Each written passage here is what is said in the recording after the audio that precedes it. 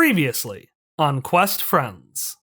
The shield keeps some things out. Mostly, we used it to keep dangerous weather from affecting the buildings and people inside. So I think it'll probably keep out the worst of the storm, but I don't really think there's anything to stop the constructs, the obsidian soldier things that Aegon makes from just walking through the shield if they land on the ground. Is there any way to incorporate Red's blessing somehow into this shield? Somehow? I don't know. Yes, you definitely could create something to sever the connection. The generator it won't work forever. They're going to find a way in. If you wanted to get up there without any of those things getting in, you need an army protecting this place while you're gone. We are going to come back because there is a concert that you're all invited to, and it will be after we return. So, I was walking around and seeing all these people from various different locations collecting themselves into small teams, and I realized this is regionals.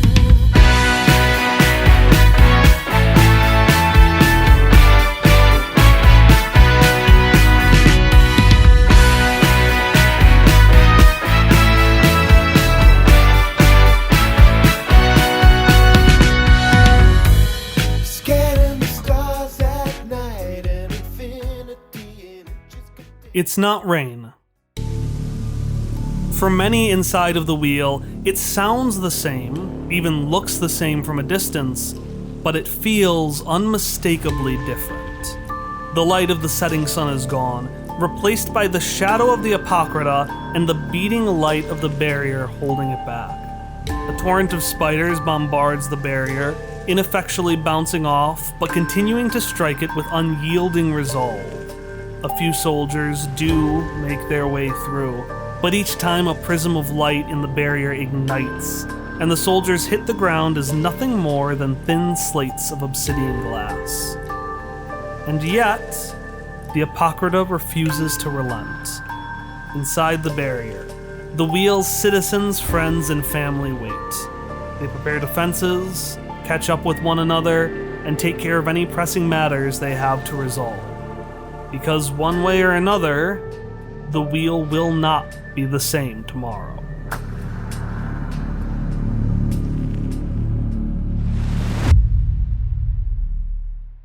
Bloosh! What was that sound effect? There we go. With a few more dull kind of more slates of glass hit the barrier and just fall into the water surrounding the beach on the sea-facing side of the Weal of Baz. And as they do, a dog nose reaches down to them and just starts sniffing by the water. And only after yelping as some bright Technicolor crabs start pinching at his nose, Faze bounces back up and sticks his head back in to the Red Mary. Awesome. I grip his collar and, eyes on the road, try to, maybe pick the last of the things off of his little face. Oh, shoot. Faze. Sorry. I should have been paying better attention to you. I'm sorry. Roll up the window. Roll of the what? Window? I'll roll up the window. I'll roll it up. But I head out window. I get it. Head out window. I look around. I really am not sure how much agency to give Faze. Because for a dog, I don't give them everything they want. But I'm going to respectfully, how about window crack? So you can still smell and everything, but window crack? Okay, fine. Window crack. But very big crack. Very big crack. Boy. I roll the window down a little bit. And June Nestleface is in the seat next to him. An old robot sticks his cane down in the Red Mary, and Horace takes his long legs and sets them up on the dash. That's not gonna work for me. This is a very spacious vehicle. You're right, and I know, and I A definitely. real Okay. marvel of technology. I know, I worked so hard. Could you tell Thank me you more for saying so. about it? Okay, so here's the thing is that I definitely went over the rules before we even started the vehicle, right? So you know that I specifically would prefer that you don't put your feet up, even though as I went over, I've also updated the interior. I just think it's a matter of respect. Absolutely! And this walrus man, Jebediah Ishmael, pokes his head in. Wait, he doesn't have. Is he slopping wet flippers? Even better. Absolutely not. He slides his slopping wet flippers over. Rule number 35 of the Red Mary, as said by Hannah Dunn. Yeah. No feet on the dash. Or flippers, I guess. Not like. My flippers are firmly planted onto the back section here. Thank you very much. Good, great, thank you. It's good to know that you were listening. That's great. I press a button that evacuates excess water and stuff for spillage and things that I have added since adventuring, and it just disappears. And as it all slides out, you can just hear from the outside a dramatic monologue just going, Steady, boys! We're gonna fight that hill! Aegon Stonebreaker! And there's a revving of cars behind you, as well as the stomping of this giant float of a man named Tommy Funbuck, which is piloted, just so everyone knows, by Viv and baby Jason. So, Hannelore, you are on the Sea-Force. Sea-Force Squad.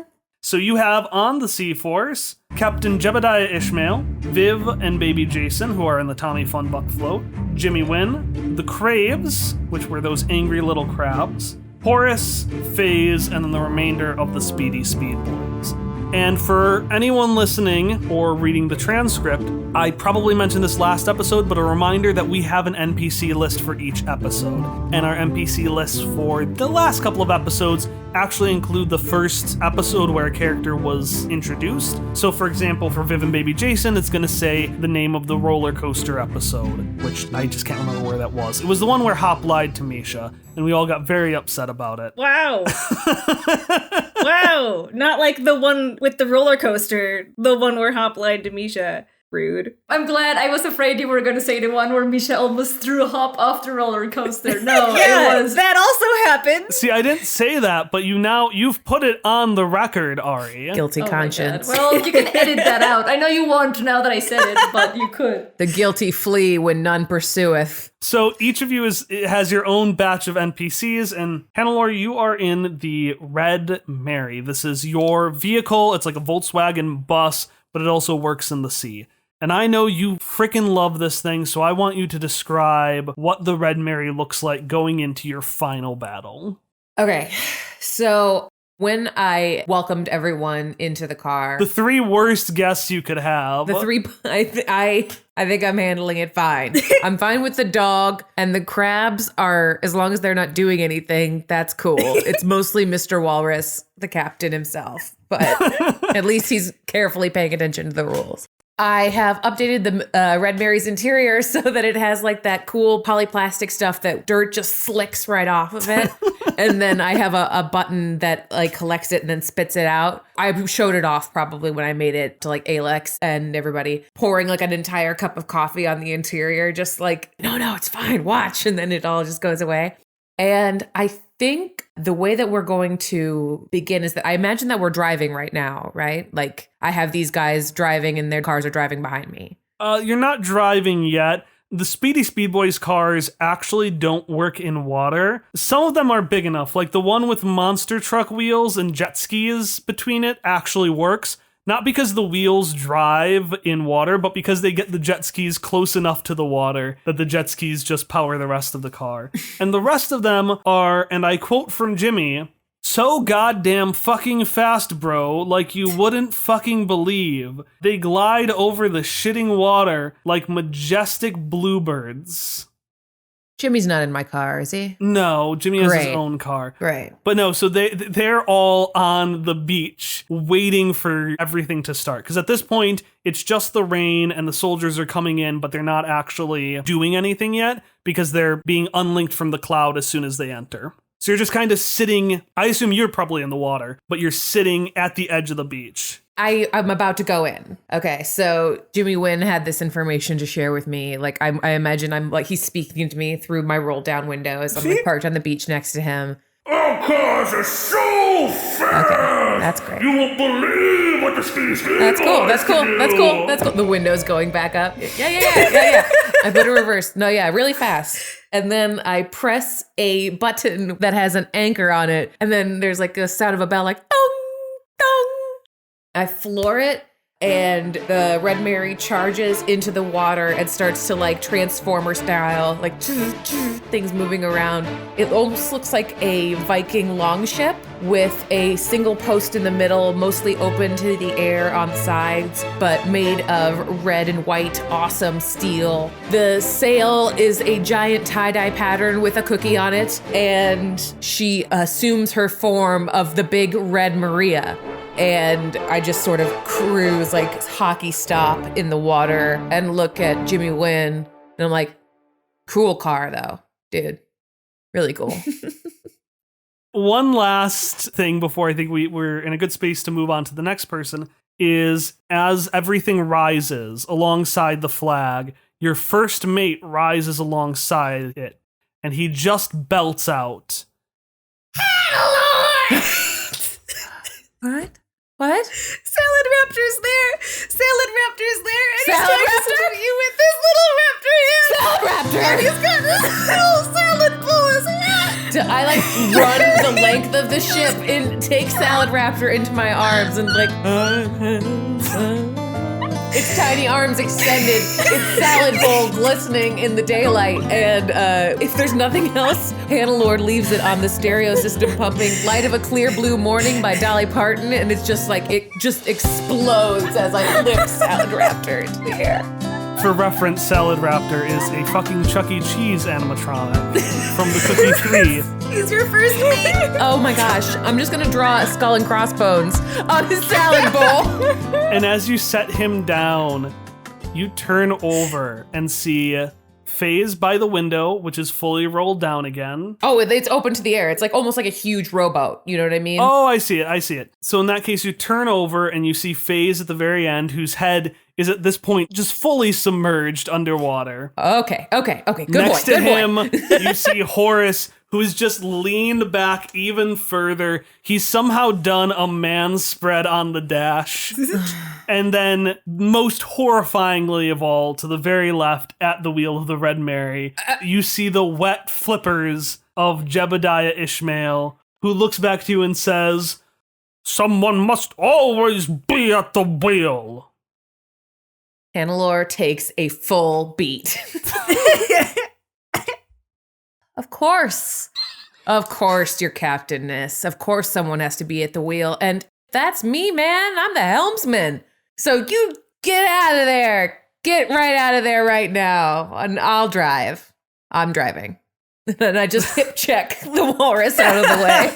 He can sit on a bench nearby. I mean, that's what he did during all of his arc anyway. Heyo! Yeah. Perfect. You should be very comfortable there.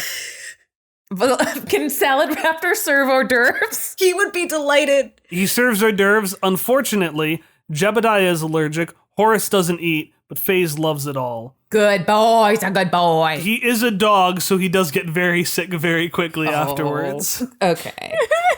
So while Faze is proving just how stain-proof the interior of the Red Mary is, we are going to move past the beach, up the steps, but not to Town Hall yet. We're actually going to focus on a little opened-up house on the cliffside.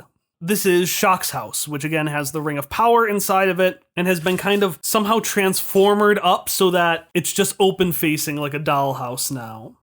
Ig, you have this just long, gangly, both forceful and also kind of light body just slam into you and pick you 5 feet off the ground. My wonderful sibling Ig, the incredible Igneous Artista Astaria, how wonderful it is to see you again.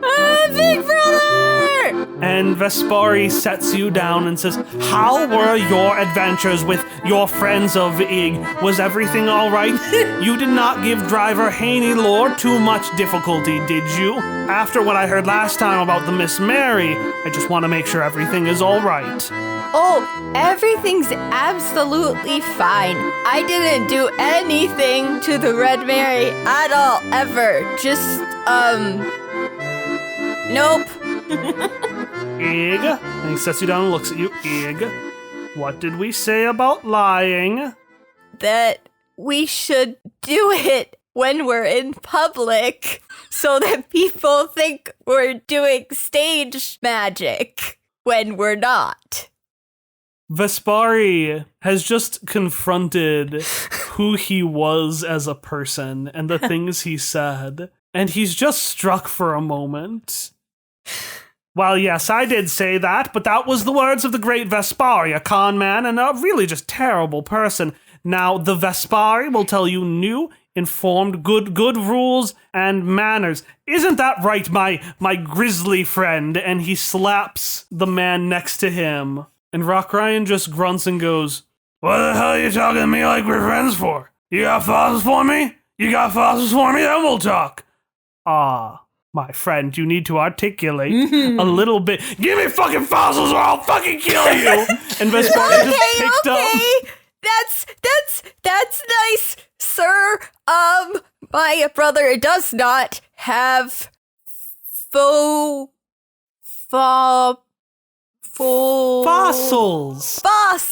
And this vine wraps around Rock Ryan and faces you, Ig, as a bright light goes to its end. And B just says, Rock Ryan really likes fossils. He would not die for fossils, but other people would die for his fossils. I don't want my brother to die for his fossils. Well, of course he wouldn't die for his fossils. He doesn't have any. And Megan just laughs at her not joke. It wasn't a joke. It was just a statement of fact. Megan does not fear death. She really does not. And none of your team really fears death because you have what I have dubbed Team Chaos. Ig, on your squad, you've got Vespari, Rock Ryan, B, Megan, Sunny and Myra. And Sunny and Myra they're busy in the Ring of Power. They're doing stuff there. You've also got Fungi, who is very uncomfortable at this talk of fossils. And you can see he just covers up one of the little mushrooms on his head, which is related to an incident where he may have dipped a little bit of his head in the Ba'adenu forest bog and gotten just a little bit of a fossil mushroom up there. But finally, you've got someone who's not concerned with this fossil talk at all. You've got Unit 909, this little BattleBot Roomba who is just frantically rushing from place to place inside of Horace's house. Notoriously the most cluttered place in all of the Weal of Baz. And they're like, now this must go here, but if it goes here, then that cannot go there. And they bump into stuff and just go over to Rock Ryan. Are any of these considered fossils? I have not found a good place for them, and therefore need to get rid of them. I have a question. Is this robbing this house? Because I specifically promised that I wouldn't rob this house. Who did you promise? Hannah, we had some ground rules. I was gonna say. You were already nodding. Sunny just says from the Ring of Power in the other room, it's not stealing if they invited you there in the first place. To which Fungi responds, I can agree with that. That's what CK says every time he takes some of my things. I don't know if Fungi has noticed, but Ig has been slowly, reaching up to touch some of the mushrooms on his head. Fungi has not noticed a single goddamn thing in his entire life. Ig is pulling on it a little now. And that's when Rock Ryan sees the small little mushroom that's a fossil. And we cut away before Fungi fucking dies. And we move higher up on the steps, away from the house, up towards the Weal of Baz proper. We find ourselves in the main courtyard, so at the top of the steps. And right beneath this giant opening, a few soldiers hit the barrier and fall down and just start clunking like really ineffectual hail on the roof of the city hall. And as we go to the inside of the city hall, we can hear a voice echoing over some speakers, and we hear the last sentence of the speech. And so remember that if this barrier goes down, which it won't, but if it does, they will regret it goes down because we will be here and we will destroy every single one of those things that come through. Because aren't we the best team ever? And aren't we going to give them hell? She's expecting a response. This man with dark hair and a blonde mustache just is a very quiet. Thank you. I believe your name is Inspector Cecilos, is that correct?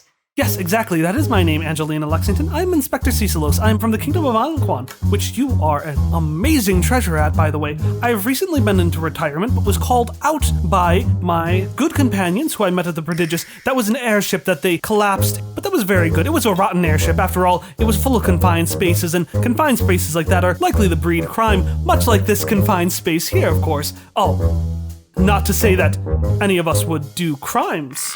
I don't know the laws of this place yet, but I don't think they will consider saving the world a crime. Right? Because that's the only crime that we will do today. Oh, you'd be surprised what's considered a crime when a villain does it. And Adrian, or the butterfly, complete in their purple majestic garb, is just sitting there suspiciously looking in the corner, not doing anything. They're not doing anything, they're just waiting to be helpful, but they're trying to be suspicious. They do the finger twirl, but they're only doing it with one hand because they don't want to let go of the cane that they have in the other hand. I very much like your style. Keep it up. Everybody just do what they do, what Adrian does over there. Yes, heroes or villains, it doesn't much matter if we save everyone. That's what I, Hopper Scotch, believe. And over in the corner, Alex, you see, it looks a lot like that guy that picked you all up, the one that was angry but really weird about it, except he's much more chiseled. He's got this nice chiseled physique and he just looks at you and gives you a very charming thumbs up. This is Joe, the shapeshifter. Now, when I first made Joe, it was meant to be like a reference or making fun of the shapeshifting reptilian people control the world theory. I've since learned that, tracing to the origins of that to now, that is actually an extremely anti-Semitic theory. And so I'm not even really comfortable poking fun at it just because of its strong ties to that. That means that while Joe can shapeshift, he will never be in a lizard form. His default form will be the only shapeshifting we've seen him as, which is Hotter Scotch, the sexy chiseled Hopper Scotch. I can't believe the world has done me like this. Now feels as good a time as any to explain the group that Alex is in. I originally called her team the Loud Diplomats. I'm going to amend that to Team Fear.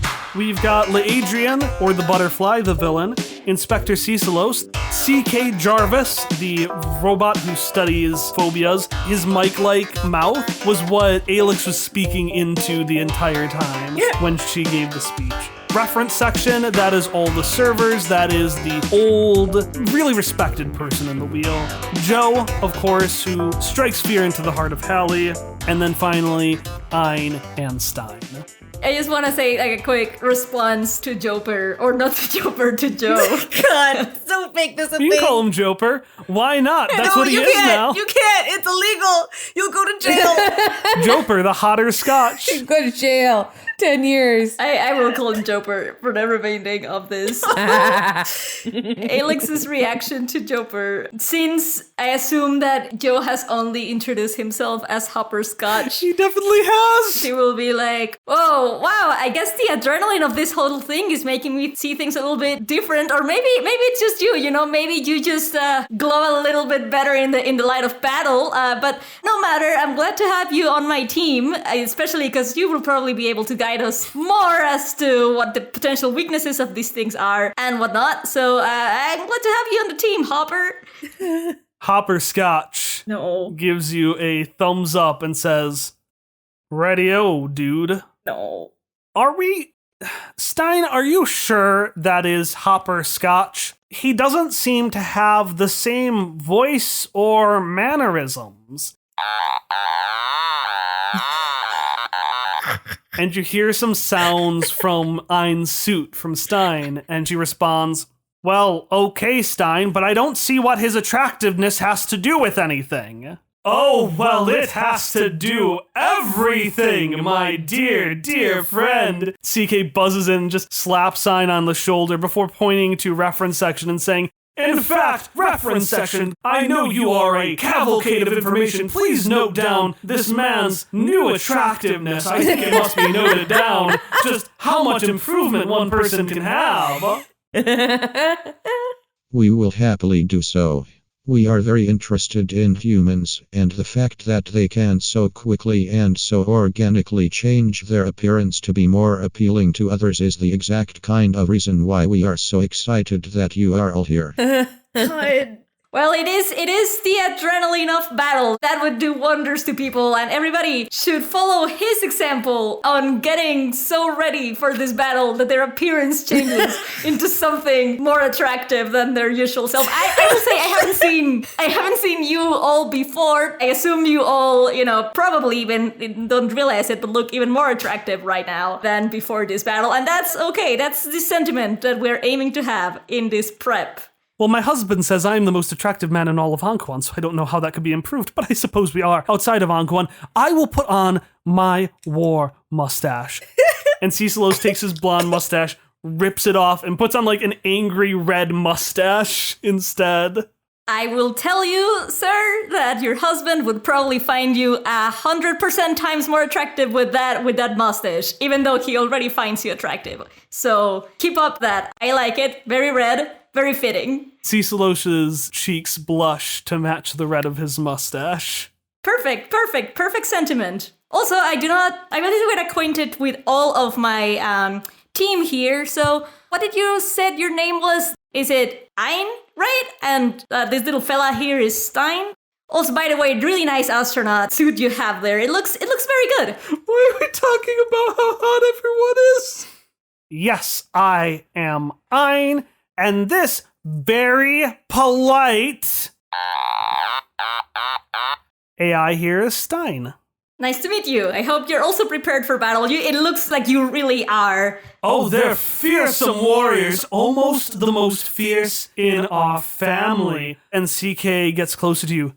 You would be terrified to learn about what they can do. Can I assume that Alex has heard or knows before the scene that CK does phobia stuff? Yeah, it's assumed you've all talked to each other a little bit. So okay, to CK she's gonna be like, and speaking of terrifying, after this battle is done, I have the perfect individual that you can work some phobias about. I have a list here of some of her most prominent phobias. The first one is phobia to admit that Alex, which is me, is right, because that is quite a phobia of her. The second one is phobia of snapoas. She's just a phobia of admitting that they are correct, and so if you can expose her to more of that would be fine. The third one would be a phobia of commitment, because you see, I keep trying to give her this ring, and she keeps just avoiding it, and trying to say, oh, you know what, I'm gonna give it first to you before you can give it to me, and then we have this little banter here, and I think it's just a phobia of commitment, or phobia of me doing it first before her. So really, if you could help me with those three things, I can point her out to you after this is done. You and I would make a great team about this. So CK was very, very excited at first when you said phobias, but as the list went on, you could swear you saw his robot eyes bug out even further. And when you finish the list, CK, for the first time in his life, is afraid. Oh. And as CK dies trying to figure out how to navigate whatever the fuck Alex and Madeline have going on, we're going to move out onto Power Stand Street. It's normally just a street that's facing the sea. It's got a bunch of shops, not for buying and selling, but that's not really important now because nobody's populating them. You've got some machines going in, picking up their belongings, putting them back to their homes, getting ready for the impending attack. But really, it's just you, these empty shops, and then these barricades that were artificially put up by Shock because Tom really, really wanted to use his ability, but he can't stop me now from just saying they're chest-high walls. It's a bunch of chest-high walls, like it's fucking Gears of War. This gruff man in a mustache is suiting up in this harness with capsules on the side, and Don just, as he's trying to reclamp the Gendarme vest on him, Don says, with a smile of all things, I didn't think I'd be wearing one of these things again. Funny the kind of stuff you'll do for reckless folk. Aerith, this is where you are, by the way. Yeah. She's currently thumbing through one of her books, going over last minute research, see what she can squirrel away for the last couple minutes, and she just kind of absent, yeah. Sorry, did you need help with anything? Well, yes, I could get help with many things. I could get help with dealing with this livestock and a bunch of little blood barms just around past him, being chased by Gabby in her wraith clothes and the psych, being like, get back here! Get on back here! We gotta get ready for the war! You gotta all get back here! I hated that as soon as I read those things. You could explain what the hell that is. And the robotic centaur tar just continues cartwheeling around the space before stopping and just punching all of their hooves out to get ready for the battle. I hated seeing that picture too. Or you could help me with the vest. And he points to the vest, which he's struggling to clip because he has eaten well for the first time in a long time. And is actually he's gotten more muscles and fat because he has nutrition to do that now. Taking care of himself again, yeah. Yeah, he's taking care of himself. Yeah, Aerith will definitely slam her book shut at that point. She will turn over and do her best to fiddle with and hopefully secure the vest to him. She's extremely distracted and maybe a little bit more distressed than she's ever really been. Not used to situations like this? I've been in combat before, just not to this scale and not with these stakes. Yeah, I can feel that. And he leans back and points to his suit. This, gear here doesn't have a good past. Or present, if you're still unfortunate enough to be in Charmande. Back then, fighting nothing, with all the power in the world, and for what? Help the Queen keep more power? Ugh. Certainly glad to keep that life behind. Even if now, I actually fight real danger. I understand. I put away criminals in my past, and now I seek peace with people I'm close with, and she definitely looks off into the distance with that 1,000-yard stare at this point. People I got close with and never expected to. And she's obviously terrified of losing them, so she just doesn't know how to deal with it. But at this point, she'll kind of snap herself out of it and go, how is everyone else getting together? Are they prepared? And she goes into general mode and takes stock of everybody else. What is everybody else doing besides chasing the blood barms? Gosh. Yeah, so your group it was originally Team Buzzkill, but I swapped it around a bit. Rude. So you have Don, you have Gabby and the Blood Barms, the Centaur Tar, Jesse, Everett, and their little thimble Viola. They're getting ready for something. They seem to be talking to somebody over in the corner. There's June, who is outside of her RV. She's just doing squats and bending her muscles, and you can hear just popping of all of her bones as she's ready to just be a death ball. Okay, goes- I feel like this is a personal attack against Ellie. I feel like this is a personal description. And she just does a practicing her war cry, which actually startles more of the blood barms who just out further into other directions. Oh, I hate them. A blood barm actually does hit a wall. Its sacks pop, and like 50 different tiny blood barms come out of them, and they have little. Oh, no. Oh, gosh. And your final member appears a few seconds after Don looks at you and says, "Hey, do I know you from somewhere?" Could have crossed paths before. I've been Because around. just the way you speak about this stuff, it sounds very familiar. Oh, no. Arif Zindal, contextualizer for Jetco, year Y-7 to Y-5. Contextualizers provide an important role for Jetco. They search out those who act against Jetco's interests, who Jetco brands dangerous. They then take the certified Jetco brand pipette, at which point they store information from those dangerous dissidents for further analysis by Jetco, the knowledge of which is uploaded into the database, which is how I know about it. Hi, my name is the incalculable quorum of beneficial outputs, but you can call me Cubo. And this little robot ball, just happy as can all be, rolls up to you, Arif. Arif's eyes are like glazed over as she just, Cubo, good to meet you. It is good to meet you too. However, Arif, I do need your assistance in updating my relationship matrix. Who was that person you were talking about earlier that you're romantically interested in? And we're gonna cut away there. Perfect. 2 thumbs up. And we cut away as Arif's soul leaves her body.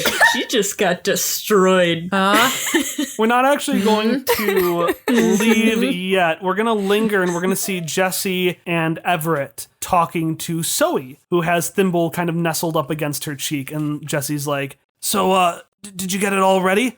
"Yeah, I think I got it all ready. I'm gonna go get Megan and we're gonna hand them out to everybody right now." And Everett responds, okay. Are you sure we're gonna need them? I feel kind of weird using it when they're not here anymore. Well, you know, it's one of the things they left behind for us. Like us! And so he nods, and Everett squeezes Jesse's hand and nods. And so he picks up this box of things and runs over and starts handing it out to all of you before racing down to everyone else. And we are going to end in our final spot. We're going to end next to a stash of materials that has been largely removed, which is in turn next to a generator. And standing at the foot of this generator, a woman has her arms crossed and is looking up, saying, "Sarah, are you absolutely certain you need to be up there the entire time? I am very anxious." "Oh, no, Mom. No, Mom. It's absolutely fine. We fixed this thing up perfectly." And Sarah Brackleberry, who is on the recently discontinued, but more recently continued elevator next to the generator, just slaps it with her arm. And you can see the whole thing just shake violently. And all the little quails that were resting on it flutter up for a second in fear before resting back down on it, causing it to go at a steep incline, because they're still whales, they're pretty heavy. And Ray's face just gets whiter as she looks up at her daughter. Ness, below the elevator, has been patrolling back and forth tin soldier style, doing a little about face and then going back and forth with his small folding chair against his shoulder like a bayonet. And he'll look up at Sarah on the elevator and go, "I like your gumption, kid." She just does finger guns at ya, which Chitters takes as a sign to jump on you because she's pointing at you, and he just jumps, flies down, gets on top of you, and just starts scuttering all around. What, why? It means he likes you, kid. Well, yeah, everybody likes me. I'm awesome. That's why I'm the lieutenant. I'm your lieutenant. Oh, sir! And Cart, the frog centaur, the frog tar, salutes you with one of his slimy little hands. I will follow your lead, Lieutenant! Thank you. It's nice to get some respect around here. Absolutely! When will it be our turn to be Lieutenant? Because That depends. First off, the new Fancy Tom's Fancy Hats, ever since Tommy Funbuck died, has like a rotating leader thing. So okay, look. I just want to know how the power will be shared, because centralized power is really dangerous for a group thing like this. And he reaches under his newsboy cap and takes out just a few union pamphlets for the new Fancy Tom Fancy Hats employee union. Ness will look at Cart with like a very puzzled expression and go, I'm sorry, who the fuck are you? He's tracking his slime all over the place is what he is. And J. Kell scutters around with just little rags, cleaning stuff up before eventually realizing, wait a second, this isn't even my job. And even if it was, this is all dirt. Why do I care? And he pockets the things and says, give me one of those pamphlets. I think Horace could learn a thing or two about equal shares of the power in a relationship. Oh, you want a different brochure for that one? And Cart takes out a pamphlet for a man who formerly went back in time to kill you, but now, instead of being assassin, he goes back in time and fixes your relationship. It's an alternative kind of therapy. He's changed so much. This man we've never met. We don't even know his name. We don't even know his name, but I'm so happy for him. Yeah, wow, you really turned it around. Good for him. All right. Let's get back on track. I'm the lieutenant for the foreseeable future because Ness collects himself, stands up marginally straighter, and says, I have battlefield experience. And that battlefield experience has gotten you up to a tier 3 PC. Yeah, that's right. This is Ness's first PC episode. We'll share the whole character sheet in the notes. But Hallie, do you want to give us kind of what's Ness's character sentence? What's some cool things about him? Yeah. Ness is officially an impulsive glint who fights dirty. All the fights dirty examples for that focus in the book were things like wrapping somebody up in curtains, or tripping them down the stairs, or smack-talking their mom in the middle of battle. These are all things I envision Ness doing, and so fights dirty is his focus. It fits even better than I thought it would upon first read. My favorite ability, which he gets from Fights Dirty, is Eye Gouge. It does what you think it does. To which I said, these things are glass, they don't have eyes, but I will let it work. Do they have the ability to see? You got me there, I guess. Yeah. So I knew when I was creating... See Squad Force. Force Squad. What am I? I know all about seeing. I was really excited about Ness's abilities and then realized I would be at Kyle's mercy for many of them. A glint, for anybody who doesn't know, is like, it's a talkie class. Like a bard? A little bit like a bard. It's like, what was the sentence I really liked in the book? The wheels of society are glints or something. And I was like, yeah, that's Ness to a T, the backbone of society. That's him. He has a lot of like distracty talks, like a fast talk. When speaking to an intelligent creature who can understand you and isn't hostile, I can convince that creature to take a reasonable action in the next round. Reading that now, I think everybody's going to be hostile, so that's probably not going to be useful for me. We can say you used it on Cart. I can use it on Cart, but he's got some fun stuff on here. And then his jetpack and his small folding chair that he got at the end of last episode. So that's Ness. Oh, his impulsive gives him things, but also an inability in any task involving patience, willpower, or discipline. And Ness is with what originally was the League of Tiny Robots, also known as, like... LOTR, which got confusing. But since that's kind of changed now, we're just it's Team Ness. Team Ness, that's why I'm the lieutenant. Loch Ness. And we've seen most of the teams so far. So you have Sarah and Chitters, the Quails, J-Cal, Ray, Cart, who I asked you some PCs you wanted, and you asked for Ray and Cart. I did ask for Cart. I think knew Ness wouldn't know what to do with him. You have Zoe, who is not here right now. She's off doing whatever she was talking to Jesse and Everett about. And then finally, you have Shauna. And Shauna is pacing back and forth with this jar that she has. She's moving back and forth. She's looking at it, putting it up to her eye, tapping it a bit, shaking it.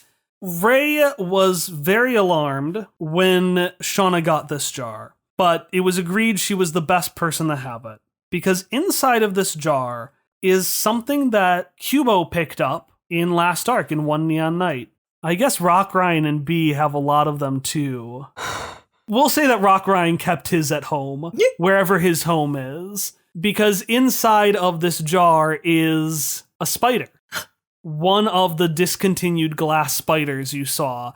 Cubo thought it might be helpful to look at, maybe to collaborate with Red's Blessing, and it definitely was, but Shauna still seems really interested in it. Ness will notice the spider, but he doesn't like it. So he is going to take a step closer, and then just moves his little booted foot back and goes, "What you got there?" Well, my young lieutenant, what we've got is one of those Apocrypha spiders. It's very, very interesting. We used it to fix together Red's Blessing. It has a lot of stuff with it, which is really neat, but what has me wondering is why it hasn't linked up to the cloud yet. Is that something it's supposed to do? Well, yes, normally they link up to the cloud, right? And our barrier is supposed to stop things from coming in from being connected to the cloud. So I theorize it's not that the barrier stops things from coming in, but whatever is inside of the barrier has some sort of energy that is stopping things from being connected to the cloud. Like all around us, it's probably all of you right now. So we're already doing our jobs. Yeah, well, the generator is doing its job, obviously, but we all helped with that. Okay. So this is like pretend I know everything, but pretend that I don't for like a second. This is good. Yes, this is very, very good. This means that any part of the Apocrypha inside of here can't... Oh, look, it moved. And inside of the jar, you can see the legs of the spider starting to slowly curl. What's it doing? Somebody, some nerd explain it to me. Oh, well, I'm a lover of science, so I guess I can explain it. What this means is... shit! I think the barrier's starting to lose that Red's Blessing artifact. I think it's starting to run out. And sure enough, you can see that the light on the barrier is starting to fade. The barrier is still there, but as things go through, that light that ignites is less fierce each and every time. Ness is furrowing his little eyes, and he'll readjust the ascot warband that is tied around his forehead. How much time do you think we have, Sarah? Well, I'd say we should probably start getting ready soon. I'm here! And Zoe comes in with a box, just... I'm here! I made it! And she kind of reads everyone's faces. It's almost time, isn't it? And Ray turns over. She's fiddling with the buttons on her coat a bit. Yes, I think it is. Oh, well then, I guess it's time we put on all of these. And Zoe opens a box full of supplies she has given to every other group.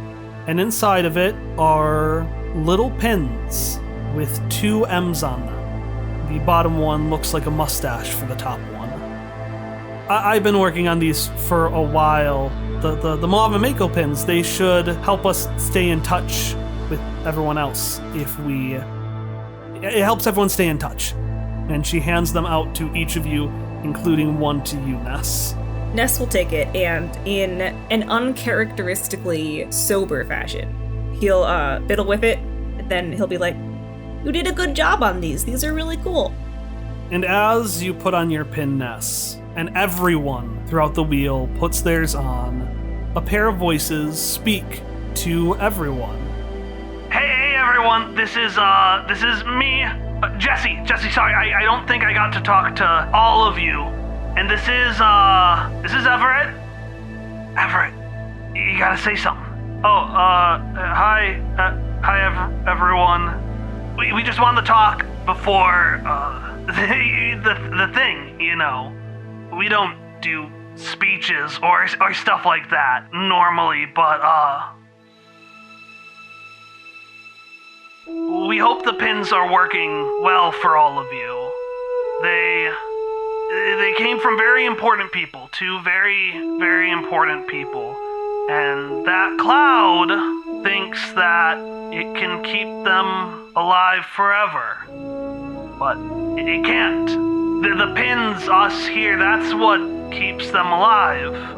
And so for them, it's very important that we make sure we stay around for them. That was it. Just wanted to tell everyone to try their hardest, do their best. And before the last of the fierce lights finishes, Everett adds one last comment. And everyone, don't forget to do the RSVPs for the concert tomorrow. I expect everyone to be there. And there's a calm as the fighting lights of the barrier finally stop, leaving behind the basic barrier, but stopping Red's blessing from keeping the soldiers out. And then the silence is drowned out by a fierce hail. And I need everyone to roll initiative.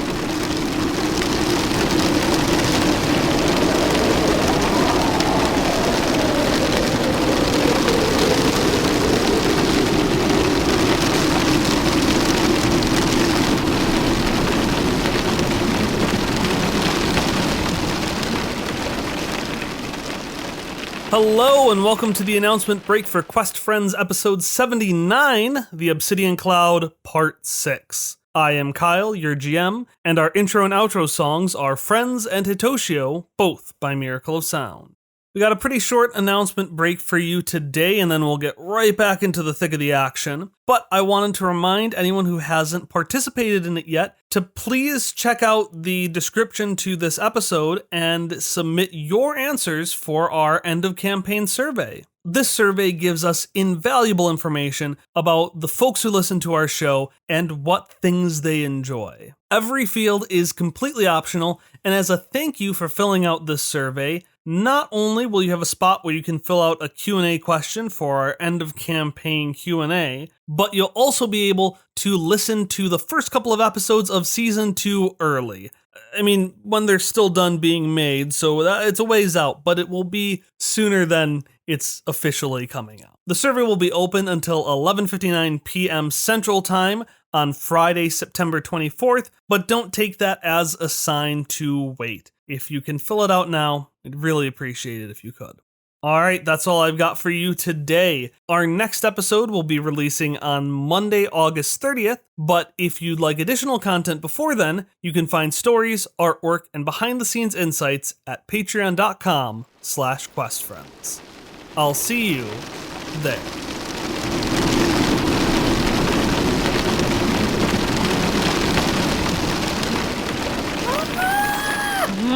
Oh my goodness. Ness is trained in initiative. Oh, F.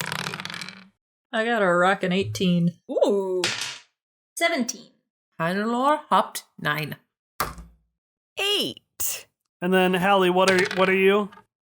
Ness's very first roll was a 20. Ooh. Everybody. Start off strong, bro. Yeah, looking good for Ness. Thank you. Better switch from Hop to Ness. Fucking yes. Why would you say that? So the order is Ness, Aerith, Alex, Hannelore, Ig. Ness, from up by the generator, that's near the top of the wheel, so you can see this hailstorm of Obsidian soldiers falling. Most of them, those Ryleman robots, but some of them look like people from Obsidian Bay, from Rhubarb, from when the Apocrypha first attacked many years ago. They fall on the beaches, they fall on top of the city hall, they fall all over, and for a second they aren't by you, but you can hear their footsteps marching forward. As they're getting closer, everyone gets into position. Sarah turns over from the generator and preps this little axe-throwing arm on her wheelchair. Shauna sets the glass spider down, the little jar, and gets into her ball form. Ray takes this gavel, which you've never seen her have before, and stretches it out to this long sword length. Even the quails seem ready for war. And after a few seconds, the mob comes. What's the first thing Ness does? Well, perhaps luckily for Ness, he is not able to recognize anybody from Strawberry or Rhubarb. Strawberry, that's a town in Red Dead Redemption. From Rhubarb or from any time before the Prodigious, because Shock doesn't tell him anything. That's a lie, Shock probably has. But still, if there are any familiar faces in the crowd, he doesn't know them or he just doesn't care. So he is gonna he's psyching himself up. He jogs in place for a second and he's doing the breathing you do before a football game. And then he's like, regionals! And then he's just gonna run into the fray. He's gonna do it. He's impulsive. He's gonna run into the fray with his little chair. All right, give me a roll. What are you gonna do? I want to whack as many as I can. All right, give me a roll to whack as many as you can. All right. This is my second roll as PC Ness. I got 6. A 6? I got 6. So we're right back to standard Hallie for the rest of You this. pull out the folding chair and you remember what Ellie told you. Her deep advice, which was whack them as hard as you can. Yeah, that's probably what she told me. And you do, and you hit one and the chair just wing reverberates against it for a bit.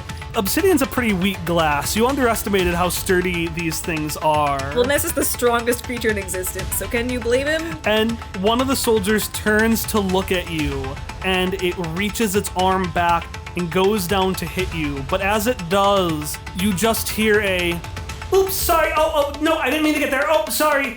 Oh, come now, Shauna, at least be virtuous and hearty with your war cries. And Shauna, as a ball, with Jakel running atop her, just slam into that soldier, knocking it and 5 ones behind it down like a bowling pin. It's so cute. And you're able to take another swing at somebody. 10 out of 10. Wow. So should I roll again to do that? Yeah. Come on, bud. Okay. Have they weakened, dazed, or stunned any other ones in my immediate vicinity? Yeah, they ran some over by a bowling pin. There's a handful in front of you. Yeah. With taking advantage, any attacks against that foe are decreased by 1 step. It's you know what, disregard that. I want to use Eye Gouge. I'm just gonna fucking use Eye Gouge because I really want to do it. I want to make an attack against a creature with an eye, and I'm gonna argue Obsidian soldiers have eyes because you said they looked like people. They have kind of mannequin eyes, but there was a species that was taken over by the Apocrypha that's just big frickin' eye as their head. So it's just a humanoid body and then just a big eye as the head. I'm gonna gouge it. Here I go. All right, give me a roll to gouge. And I'm using 1 level of effort for this. 8. You jump up to gouge the eyes, and how do you eye gouge? What's your approach? So Ness is gonna clamber up the body, and then he's gonna do it from behind. So he would swing behind the person and then just thrust his little claw hand into the eye from the shoulder of the thing. You thrust to do that, but you're used to smaller heads, so your arms just get to the sides of this giant eye head, but can't get to the front. No! You severely underestimate it. No! And it reaches back to grab you, and roll me defense. Roll me speed defense. Okay, going back to taking advantage, everything should be easier for me. This is my defense roll. It's a 7. Oh no. So we are just really waffling in this area between 6 and 8. I'm so happy that my 20 was wasted on initiative. The worst skill to have. I don't care what anybody tries to tell me. God. It reaches back. It, in fact, turns its body backwards, because the head can just rotate, you've now learned, for this species. Oh, good. And picks you up to grab you. No. And then suddenly you just drop 2 feet, still held by it. And the eye looks down and sees that the bottom of its torso is missing. And I need you to roll speed defense again. 16. You turn back to see what the eye is looking at, and you can see this thing in the distance just rotating around like frickin' Thor's hammer, and it starts flying back at you. Ah! And he'll do that cartoon jump where, like, because you're so surprised, you suddenly leap 4 feet into the air. So he'll leap over the thing as it goes past him. And as you leap over, the thing comes to a stop, and you just hear Zoe say, "Oh, I'm so sorry, Ness. I'll be more careful next time." And you can see that she's standing atop of her hoverboard, which has duct tape all over it, fixing it from the fall off of the prodigious. God bless. And just shards of glass from this series of soldiers she just cleaved in half with it. God. And so he says, all right, I'm gonna go take care of the rest of them, and she flies off towards the rest of them. Yeah, so you aren't rolling too well, but it seems like the NPCs are doing pretty well against the soldiers. Good for them. Yeah, good. Yeah, congrats to everybody else.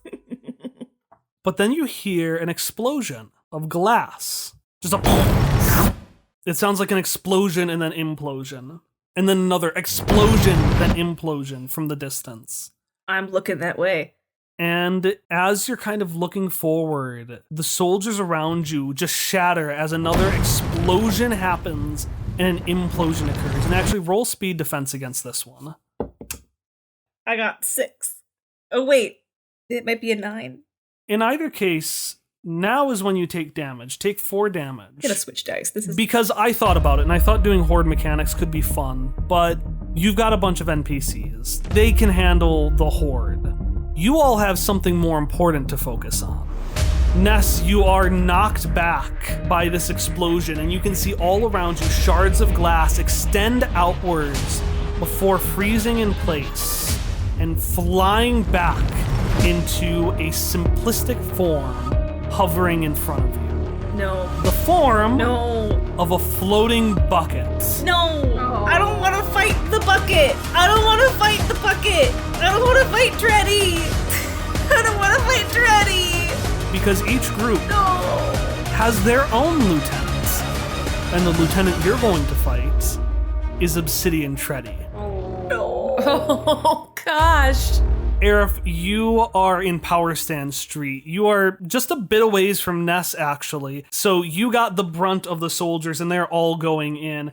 Don is deftly handling it. The Gendarme suit lets him shoot around like Spider-Man. So he shoots at the top and just kind of wrecking balls his way through a couple of them before shooting out another one and propelling himself towards it to knock it down. This man is very deft with these suits that the Queen of Charmonde never let him use. Gabriella has finally gotten the blood barms to calm down, but now they've panicked again. But this is a good thing. She's just kind of letting them run loose as they're and soldiers will just punch them in their non-existent faces, and after they do, the sacks pop and the little tiny blood barms just crawl up the arm of the soldiers. It's a bloodbath. And get into the vine innards, and just from the inside out, you just hear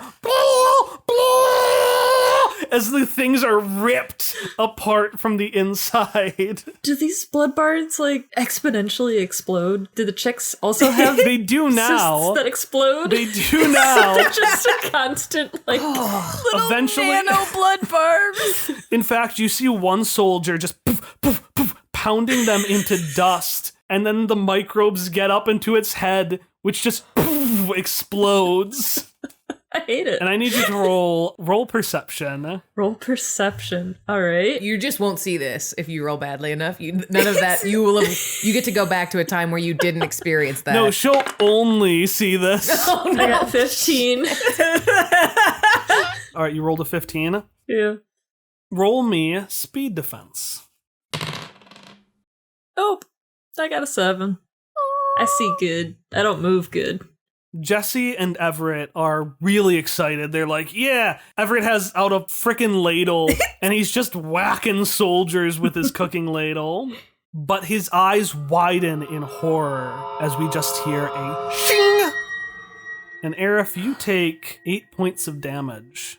That hurt. That's a lot. Can I transfer that to my shadow using my ability? Would you have pulled out your shadow at this point? Yeah, as soon as she knew something was Yeah, up. all right, Aerith has a shadow, so yeah, your shadow gets that damage. Her superior duplicate for the Numenera nerds.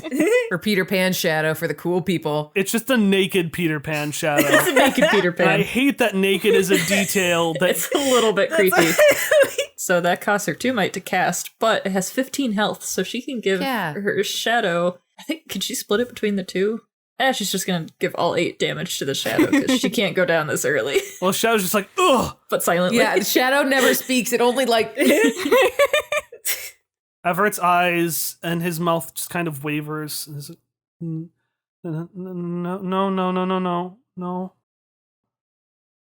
Mom? And you turn over and you can see a young vested woman who has skewered her rapier into you. This is Obsidian Mauve, and as soon as you look at her, she jumps back and prepares her sword for battle. Good. And we're gonna let you go with this one for a little bit. So what do you want to do? First thing she does is mutter, "Fuck me," looking at Everett, not at her like injury, because she's like, crap. So I want to use push to try to push her further away into the ranks of some of the glass soldiers and maybe like make them all collide and explode and, you know. All right, what does push do? You push a creature or object in any direction, you must be able to see the target. It's quick, too crude to be manipulated. It's not like a magic hand that I can use to push things discreetly. It's just sort of a boof. And do you want any particular NPC to help you? Otherwise, I will just, by default, I will have them give you an asset on all rolls. Anybody but Everett. He needs to stay away. Yeah, so you go to do the push, give me a roll. Yeah. I rolled a 12 before I decided to use Everett. I'm scared. You go to push her. She's just plants her feet down. You hear just a screeching as this figure digs in even further. And she pulls out her rapier and she lunges at you. Roll speed defense. Ready to get murdered again? No. God, no. That's a 5. God! Aerith, no! God! Why? The sword stabs you in the shoulder for 8 points of damage. But as she does and she gets ready to lunge out again, the obsidian face just kind of shakes a little bit, and the bones from June creak as she gets decked in the face for 4 points of damage by June, who just cannonballs into her and then rolls over onto the other side and just keeps running off to more soldiers. So something that's going to happen is that characters will give you an asset sometimes. I will also just sometimes independently roll for them to see, do NPCs help you out, do they not? Right. And June rolled very well, so. Good. All right, it is your action. Oh, this is where Aerith's gonna go, well, shit. And change tactics a little bit. Okay.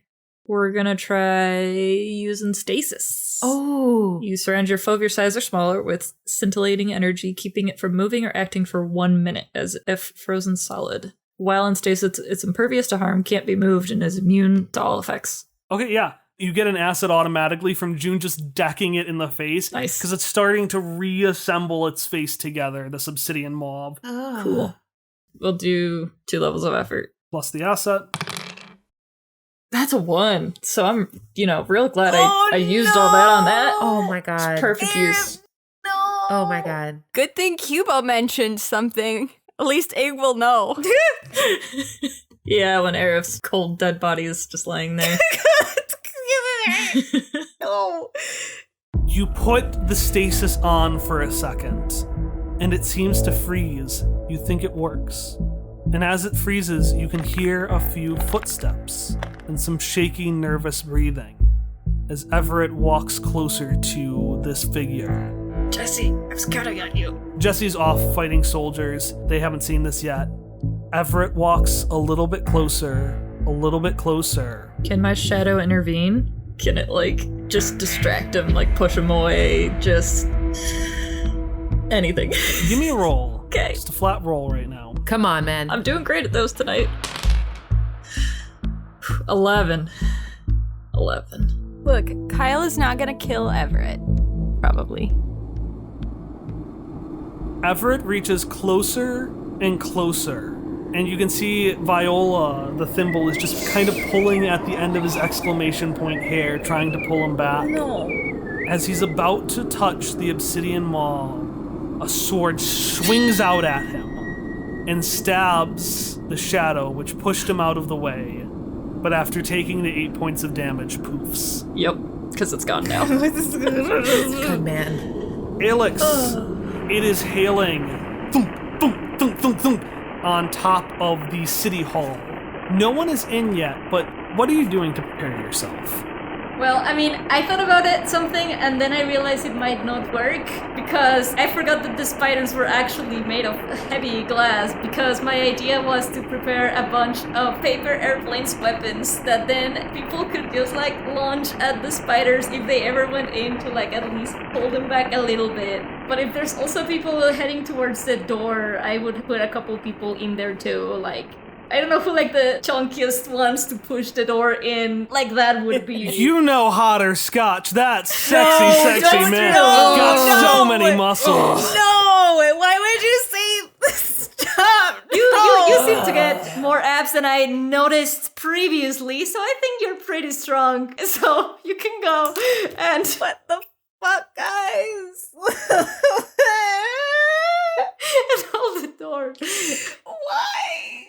And he gives you a thumbs up and walks to the door. And I'm going to say that paper airplane idea. Hold on to that. I'm going to say you prep, like, paper airplane traps. And, like, I want, like, everybody else that isn't Scotch and maybe CK, who is probably also kind of chunky. Everybody else should maybe holding one or a couple. And everyone's prepped the door. They're ready.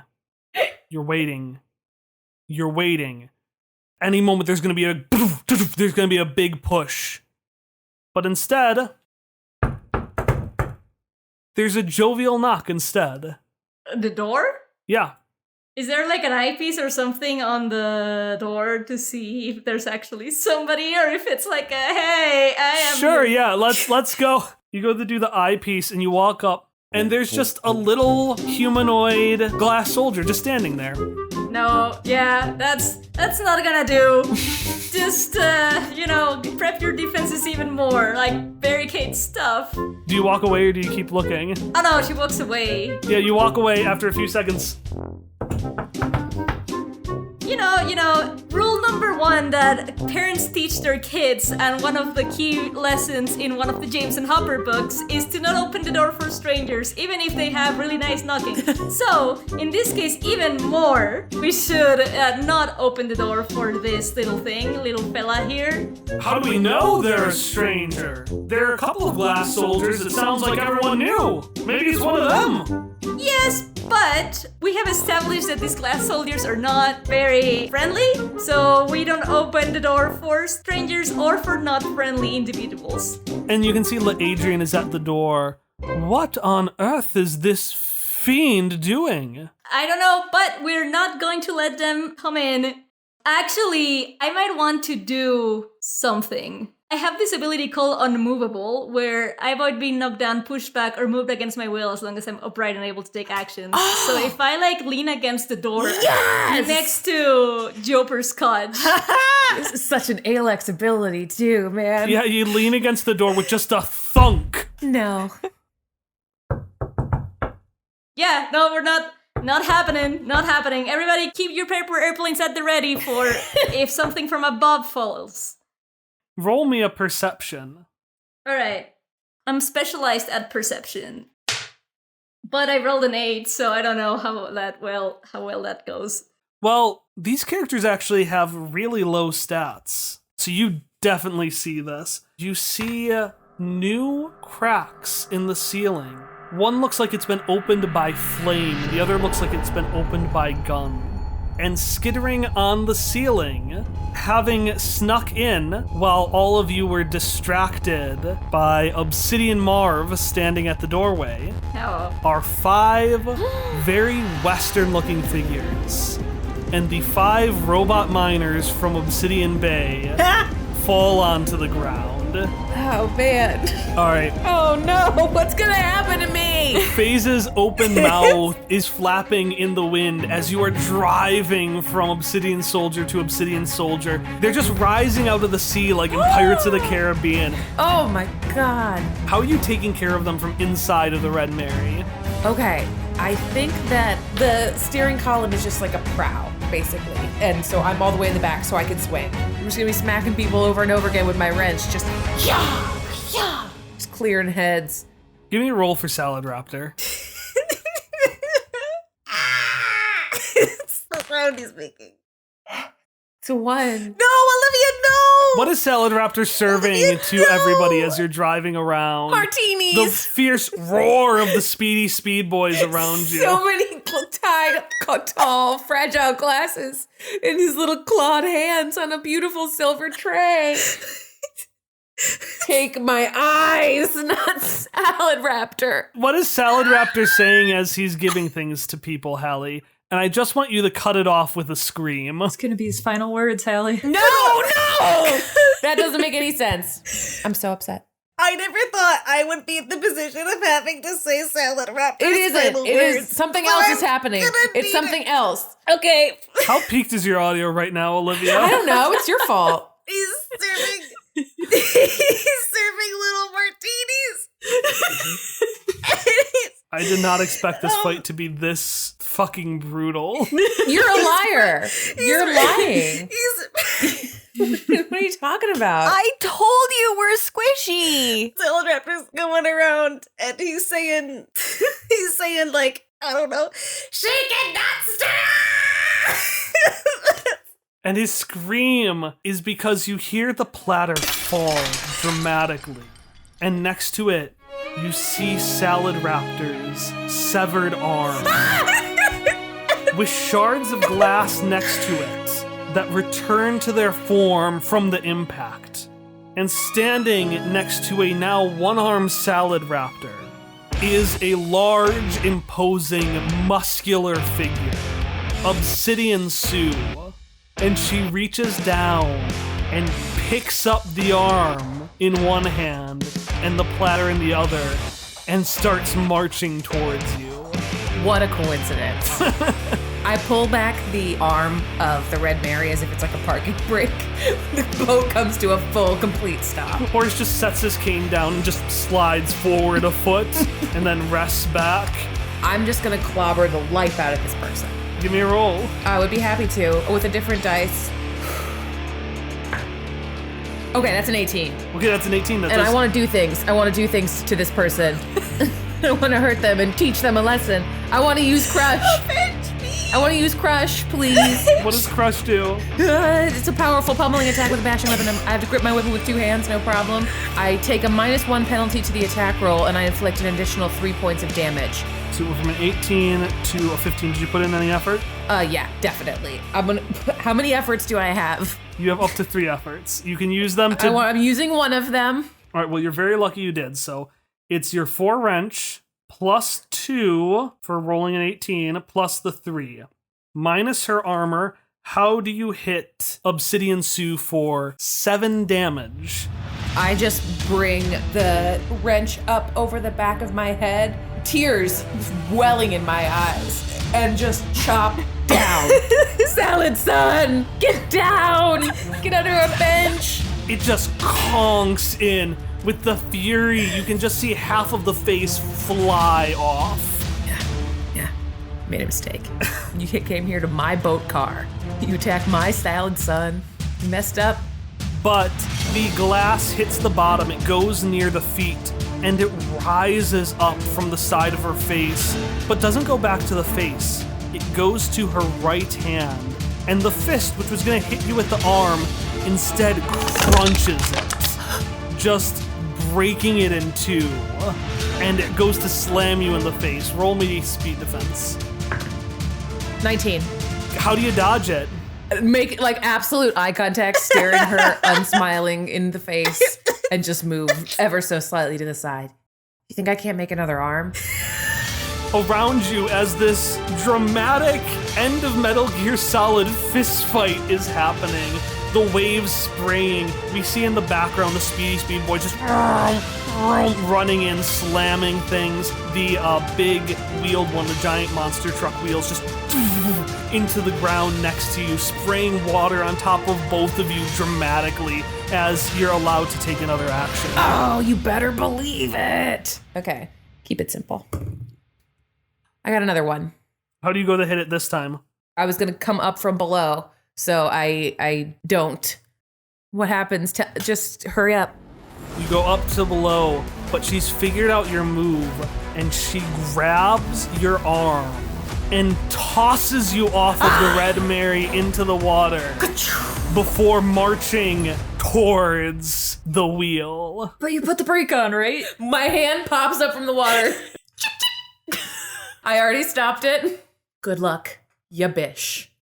All right, we are in the house. From inside the Ring of Power, you can see Sunny and Myra, one right next to each other. Even though they don't have to fight back to back, they're standing back to back, each muttering things, saying, communicating more than they ever have before. Just like, all right, so we're gonna go here next, and then we're gonna do this. Ooh, yes, and then we do this. And they seem to be summoning some sort of cloud of their own, which has been shooting out little shards of ice and things, knocking most of the intruders on your doorstep. Rock Ryan has just been standing by the corner like, I don't see why I should care. What's so interesting about these? They're not fossils. And Myra responds, well, they're not fossils, but they are precious artifacts, which historically are very similar to fossils in some ways, but they're not fossils. And B goes, but they are like the spiders that I really liked. Rock Ryan sighs, pulls out a shovel. Fine, but they're not fossils! And he leaps down into the fray. Ig, what are you doing while all this fighting is happening? Ig has been, pumping herself up and giving themselves a pep talk. Oh, you got this. You're gonna do great.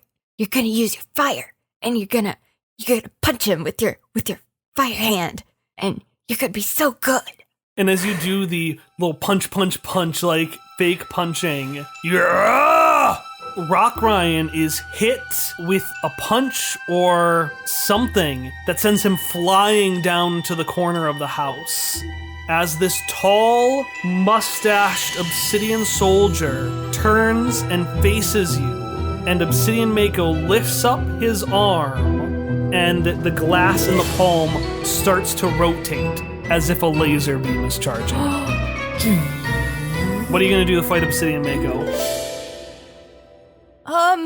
Hello, friend. I like your mustache. Roll speed defense.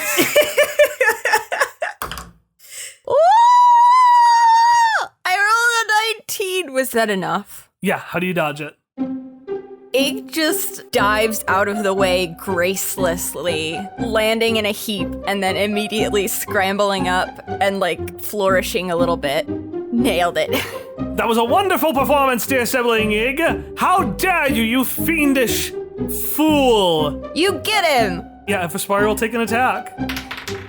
Oh, and he does well. Vespari claps his hands and dust starts to appear from outside of his sleeves, and he sends out a few shards which skewer Obsidian Mako for 4 points of damage. Ig clapped during the whole time, but before Mako can recover, they're going to use... Yeah. Oh, actually... I can't wait to find out. I assume I would have put up my Shroud of Flame as soon as the fighting started. Absolutely. Is that fine? Okay. Yeah. You are on fire. Yeah. Unit 909 is very upset. I'm sorry, Unit 909. I would like to use my Fiery Hand of Doom. Okay, what's the Fiery Hand of Doom? Basically, out of my Shroud of Flame, I can make a fist 2 times the size of my normal hand. It does the damage of a level 3 creature, but I don't actually know what that is. We'll just say, what have you done in the past, do you know? I haven't used it practically. I just wrote graffiti on a school. We'll just default to medium weapon. We'll say it does 4 damage. Okay. Didn't use it. And then +1 damage with fire. Okay, so 5. Yeah. So Vespari hits it with the shards and says, Ig, you should hit where I hit the shards. I think the body is the weak part. You're so smart! I'm gonna do it. All right, give me a roll. Wait. I want to put in 2 levels of effort. Yeah. I got an 11. Yeah, so you're like, I'm gonna do it. I'm gonna hit the body. How do you miss anyway? Oh. How did I miss? Oh, I put 2 levels. It gets excited, guys. It gets excited. And sometimes when you're really excited, you just go for things, and sometimes it misses, and that's okay because it's the thought that counts. All right, so you shoot it, and then prematurely, it stops. And it just stands in place for a second. And the invisibility esotery that had been hiding Megan Fishwife disappears. And she's just holding this with her nano powers like, oh, sorry about that. Thanks for the ball. And she fucking chucks it at the face and hits it. The 5 points of damage hit Mako in the face. And he flies back. I love Megan. All right, we are going to go back up to the first of the turn. Ness, around you there is more fighting happening. You're seeing more soldiers get knocked down by axes as Sarah's just maniacally laughing.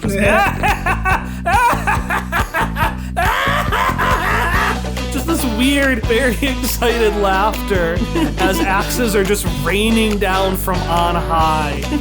Now, Sarah, I think you're getting a little too excited. Besides, and she grabs her gavel and beheads one of the ones that an axe missed and just looks to her daughter with a shitting grin. You did miss one. So they're fighting the good fight. Ness, you have Obsidian Treddy. That is your boss. How are you going to fight him? Well, I have this ability called Spot Weakness. So if a creature that I can see, like a bucket directly in front of me, has a special weakness, such as a particular vulnerability to fire, a negative modification to perception, or so on, you know what it is. Ask and the GM will tell you. You eye up this bucket. The inside of a bucket can hold a whole lot of things, and there's not a whole lot this obsidian bucket would want to hold inside of it. Okay, so stuff the bucket. I can do that. I would like to take the closest rock and chuck it into the bucket. Give me a roll. All right. 15. Okay, yeah. You grab the next closest thing to you. You just reach and grab it. And you throw it in. And you hear a little chirping. No. And you realize you hadn't grabbed a rock. You had grabbed a quail, which plops I touched it, to the inside of the bucket and just chirps, really alarmed. And that's when you hear a rumbling just as all the other quails, nervous for their friend, swim through the air and just bucket Treddy for, I'll say, 6 points of damage. Just Yes! I'm sorry, Treddy. It's down on the ground for a second, and it's actually by your feet, and it's gonna swing around and try to knock you over. I'm gonna roll speed defense, and it just occurred to me that I am trained in speed defense, so I should let you know that. 16! How do you dodge the bucket? I like to think that I just hop over it right before it was gonna knock Ness's feet out from under him, so Ness just sees where this is gonna go and does a little jump, almost like a jump rope. You just definitely jump over the bucket, which spins a little more in place before getting back up into the air again, and you can take an action. Okay. What I would like to do is Ness has his little backpack, right? Yeah. And I have never explicitly said what's in it, but I have always imagined it as having a lot of random shit inside it. Okay. What the specific thing isn't important. I'm not about to argue I have a machete. What I am arguing, however, is that I want to run up and just empty everything I have into Treddy because it worked the first time putting a quail in, and I'm putting as much as I can to weigh it down. Yeah, give me a roll. All right. 12. You go and you try to dump everything you can in, but the sides of the bucket is a bit too slippery. It's glass. Shoot. And you try to do it, but you slip and you fall onto the ground. And Treddy, which has a few things inside of it from you, is going to start to reverberate, and it looks like it's about to explode. I need you to roll defense. I'm gonna roll away. I'm gonna leave that area. Oh, two. Treddy explodes, and you take 6 points of damage. Cheese and crackers. And as you kind of gain your bearings again, as you're starting to reframe where you are, you notice the bucket isn't where you are. It's headed for the generator. Aerith, Yeah. things are not going well for you. No. Your shadow is poofed. Yeah. Mauve is there. Yeah. Everett is crying. Yeah. Gabby is screaming, "Hey, what's it? No, leave some of them for me!" And she's just following the blood barm, just swinging haphazardly with her scythe. She hasn't hit anything yet, but someday she will. You also hear a just a robotic neigh as down on the other side of the street, this horse is cartwheeling through a handful of soldiers. You, however, are stuck with this boss. What are you gonna do? Yeah. Come on, buddy. The first thing she's gonna do, she's gonna like tap her little pin for the telepathy thing. Urgency dripping from her voice. Don, Jesse, to me now! And she has to back up because she can't help Everett if she's going to die. And How do you want Don and Jesse to help you?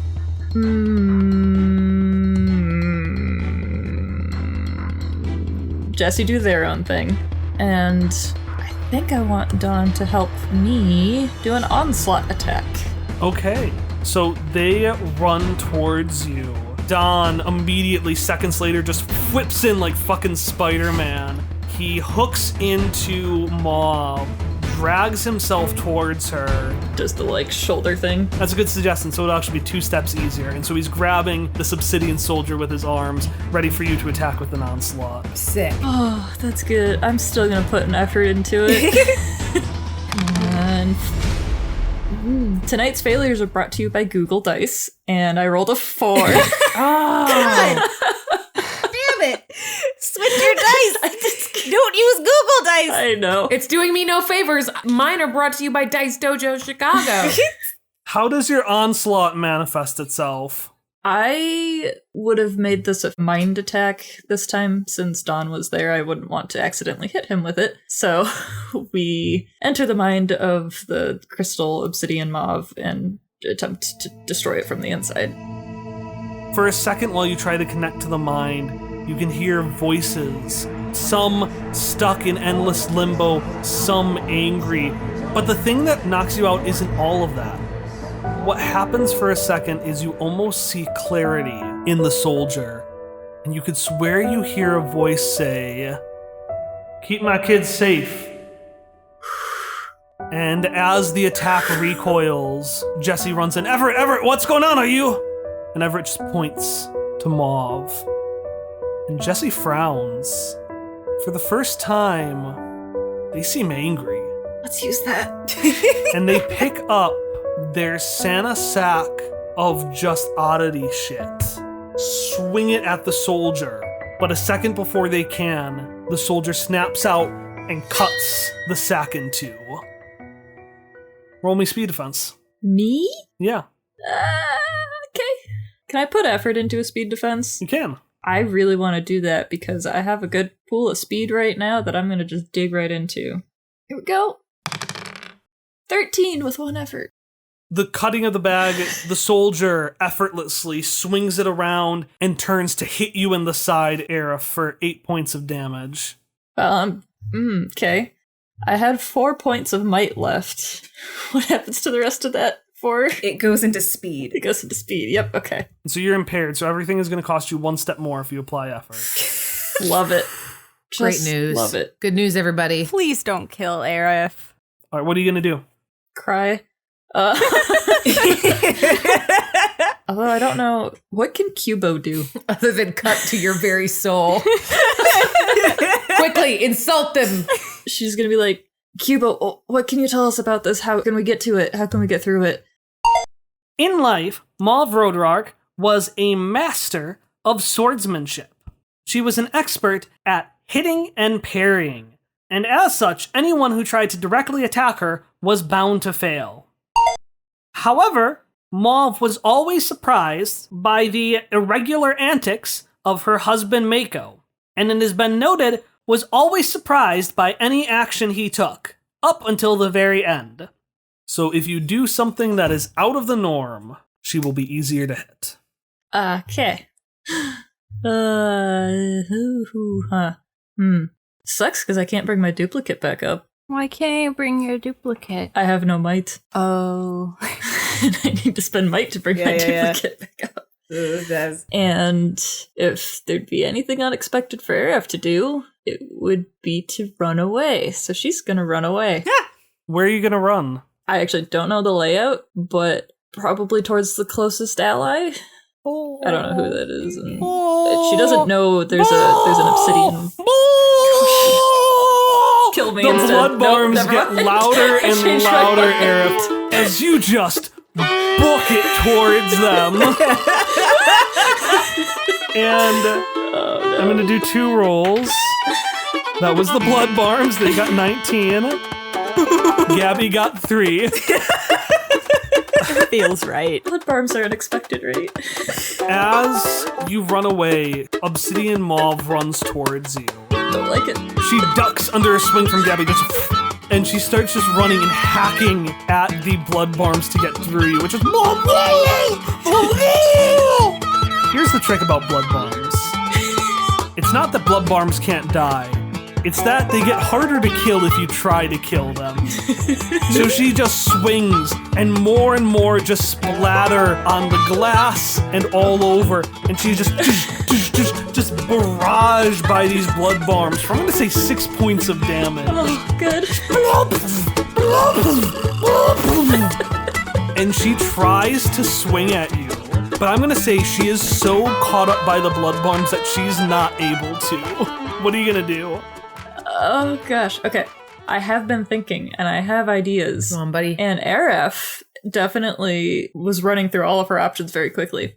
She considered doing some more psychic attack like an onslaught or a stasis and figured, no, that didn't work the first time, plus it'd be too predictable. All I know is she's gonna call on somebody to do a thing, and they're not gonna know what she's talking about, but that's all part of the unpredictability of it. What is like in her immediate surroundings? She's on this street, but like, is there shattered glass? Is there dirt? Can she scoop up a handful of dirt and throw it? No, wait, that's right. I want her to take off her cape and throw it at the Mauve glass. And then as she does that, she goes, June, now! And June has no idea what she's talking about, but that's, again, a whole part of it. She's hoping that June Holy shit! will just, like... Improvise something. Yeah, exactly. Just do a thing and make it cool. While her cape flutters towards... Yeah. Give me a roll for this. It's going to be a lot easier because of the unpredictability. Yep. Effort? No, we're just Google Dice. Come on, Google Dice. Come on. Gave me an 11. Above average. Oh, let this happen, Kyle. Guys, I'm awesome. I think you need to buy real dice. Unpredictability, I didn't mention this, halves the difficulty. So her normally is 7. We're going to round it down a little bit to a 3. Okay. You grab the cape, throw it on her, and she's just distracted by the blood bond. Her face is covered by this cape, which also has a bunch of tiny blood barms underneath it. Oh gosh. Good Never luck getting gonna get those those stains out. out. I did just make did all the blood barms get trapped inside the cape and they're just exploding and multiplying? Oh. Jesus Christ. And you yell, June, now. Got it! And from a distance, you hear a little... Hi, I'm the incalculable quorum of beneficial outputs, but you can call me Cubo! And like a fucking baseball, Cubo is thrown at high speeds, hits Obsidian Mauve in the head, which is thunk. Can we say it's in the heart just because of how Cubo actually functions? Just square in the chest. Yeah, in the chest. In the chest. Cubo rolls down as all the glass gently pools down into a pool on the ground. Ooh. Okay. I lived. Alex, you are positioned at the door. You have Obsidian Marv just politely hanging out, just nicely waiting for you. Unfortunately, these 5 intruders are not so polite. What are you going to do to handle them? Well, I have a gun, so I want to try and take an aim to one of them, and then I want each of the other NPCs other than Joper Scotch, which is also in the door next to me, to bar Marv from coming in. Each of them tackle one of the other NPCs. Because I counted, and it's, like each one can go to one of them, and I just have a gun on the 5th one. She's doing like a fan the hammer. It's so cool. This is amazing. Holy shit. All right, let me just... Adrian succeeds. Cicelo succeeds.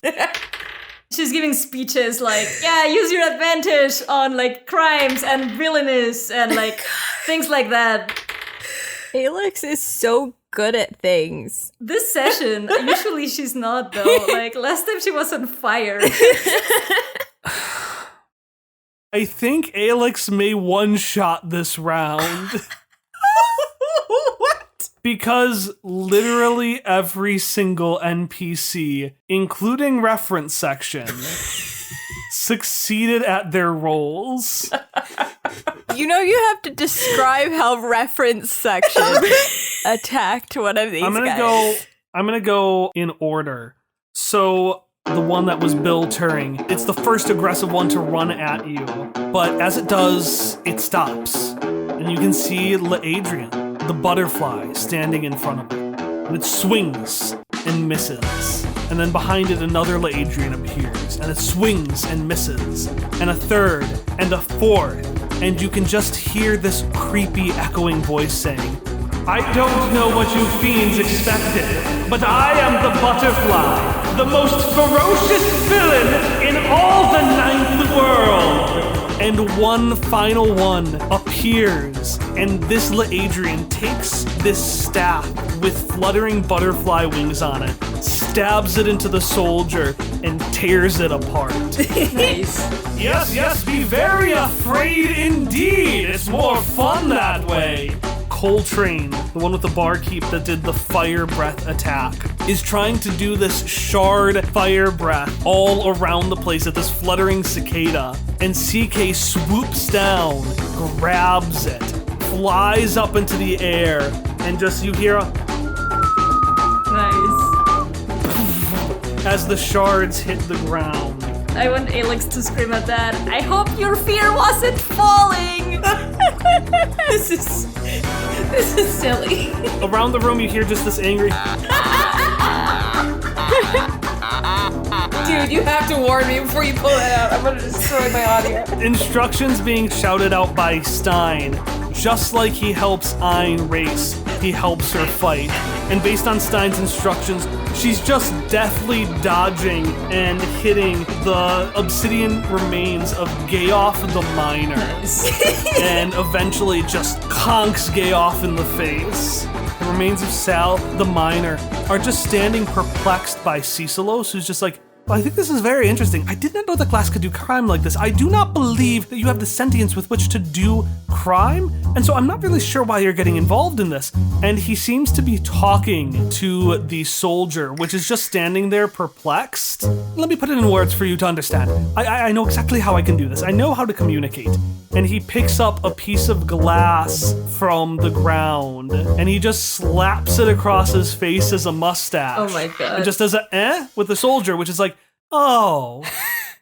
And then he stabs it, and it shatters to the ground. Nice. More mustaches. No mercy. And reference section is just calculating all of these, just like spewing out on the fax machine. An interesting attack, unorthodox, so much new information. And upon hearing information, the one thing the Apocrypha craves, the last soldier who is going to be your neighbor, Gus the Shopkeep, takes his dual pistols, stops, and still facing you, turns to reference section, almost as if to take a new target. And reference section's role means that he will be distracted as you... Shoot it. Yeah. Okay, let's do it. It's a 17. How do you do Alexander Hamilton's duel? and win. Well, the thing is that, like, she has a little side pocket and she takes her glasses and puts them on because obviously that's the thing that needed. Why, if not to take deadly aim? And so she does it and, like, just looks at the little, I don't know how to shoot, but I guess you also can aim with, like, little looking through the thing of the gun with closing one eye. The sights. Yeah, The sight. Yeah, she does that. Alexander Hamilton just murdered the crap out of Aaron Burr. And she's like, oh, 2 words. Game over. And then as she fires, she also fires at paper airplane that says game over at the soldier as well. You just had it prepared. Yeah, she had it prepared. She has Obviously. Why not? She also has one that says, obviously, why not? Obviously, why not? It's her second one. If anybody's like, oh, she had it prepared, it just comes right after the game over. Well, moving on to Hannah, I fucking guess, because you're still in front of the door, so... I'm not moving. I think it's gonna be like, Marvis is gonna be waiting there the entire time and then not do anything again. He's a patient lad. It's fine. He's a patient man. All right, we are going to move back to the ocean, where a fierce fight is happening on the sea, and Jimmy Wynn... Don't hold back, speed boys. Take on all the heels. And his flaming convertible is just driving into a few enemies. There's this biplane with 6 skis that's just cutting them down. The giant Tommy Funbuck float, like a frickin' Godzilla, is just stomping down multiple enemies which fly into the air. And over where you are... Obsidian Sue is trying to start the Red Marion, failing, and just hits on the dash and is still failing to work. Next to her, Horace is like, I don't think it's turned on. Horace, you... No, I don't believe that's how it works either. That's fine. Keep heckling. I'm gonna crawl back on board the Big Red Maria. And can I, like, gather some of the craves, like, in my hand? And then just come up and just punch. Yeah, you climb up, and the craves, I was gonna say, were on top of you already. There's just these tiny little clumps of crabs. Some of them have knives. I don't know how. Hell yeah. And you grab them and you all clump them in your hand. And I'm gonna say thanks to Horace, who Horace, like, looks at you, and he can't wink, because he has an immovable face, but he takes the staff and just does a little nod towards you. Very cool. And keeps talking to the Obsidian Sue, so distracting her, so making her easier to hit. Okay, awesome. I'm punching, and I have no need for weapons, so when I make an unarmed attack, it counts as a medium weapon. Okay. Okay. I'll say the craves do 1 extra point of damage. Sick. Time to punch. 12. You go to punch, and... Can I instead at least just, like, touch and place the craves? If it's no damage, can I at least make, like, a land bridge for the little crustaceans to be crawling all over? Yeah, you go to punch and you're like, I can't punch with these craves in my hand. What if they get hurt? That one's wearing a tiny beret. So Obsidian Sue just slowly turns around to see you with your fist right there, which you've turned into a middle finger as you did on the camera. And roll me speed defense. She's gonna try to hit you. No problem. Ah! There's no way. It's a 1. No.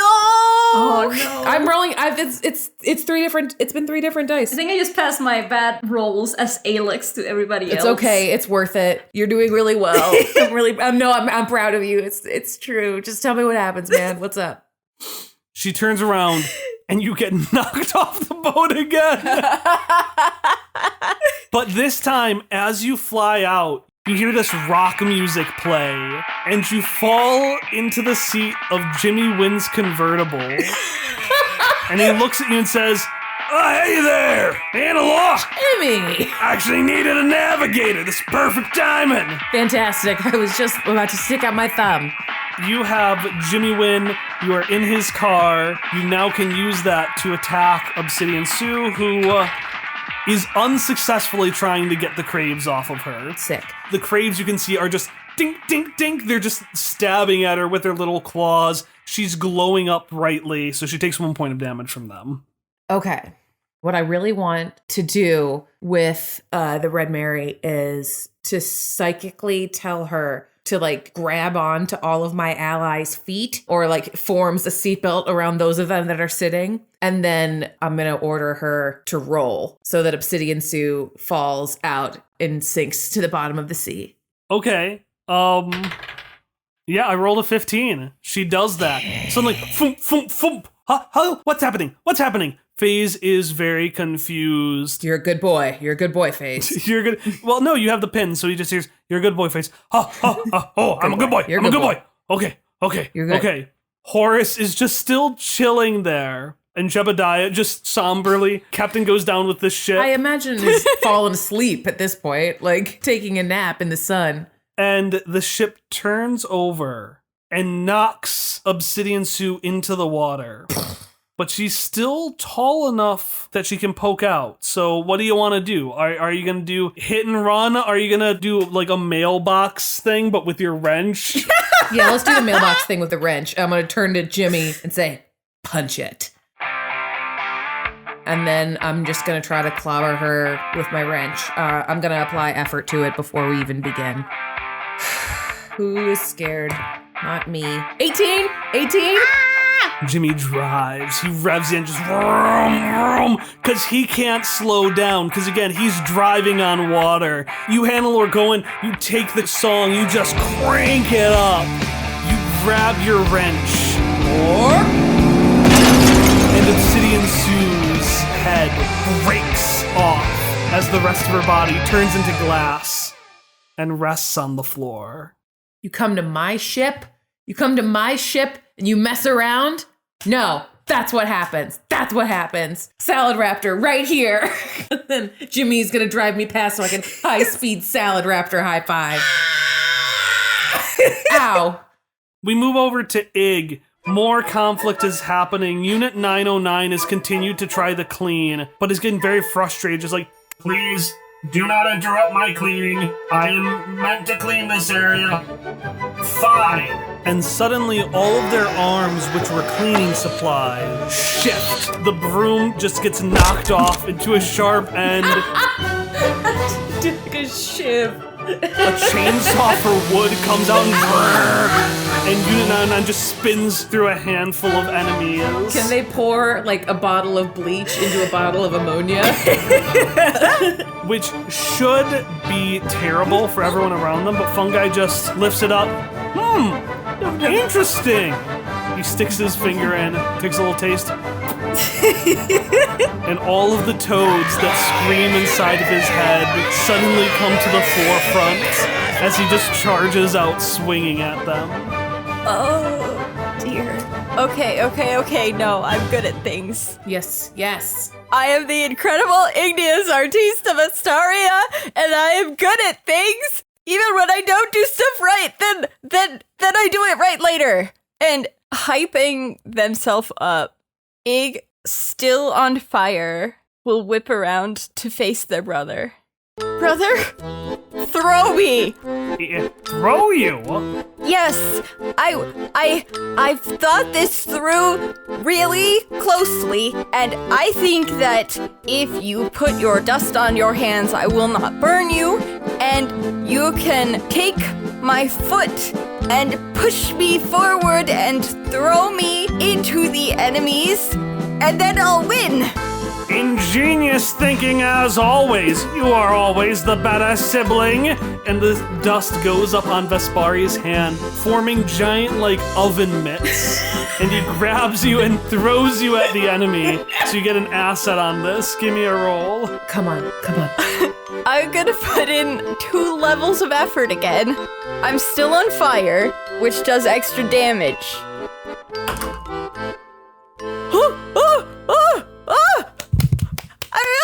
I rolled a 20! Yeah, I knew it! Do you want a major effect or do you want to do 4 extra points of damage? Oh my gosh! I should probably do 4 extra points of damage. You fly at him and you notice that the armor, almost as if responding to the previous attack, has made this kind of fireproof vest.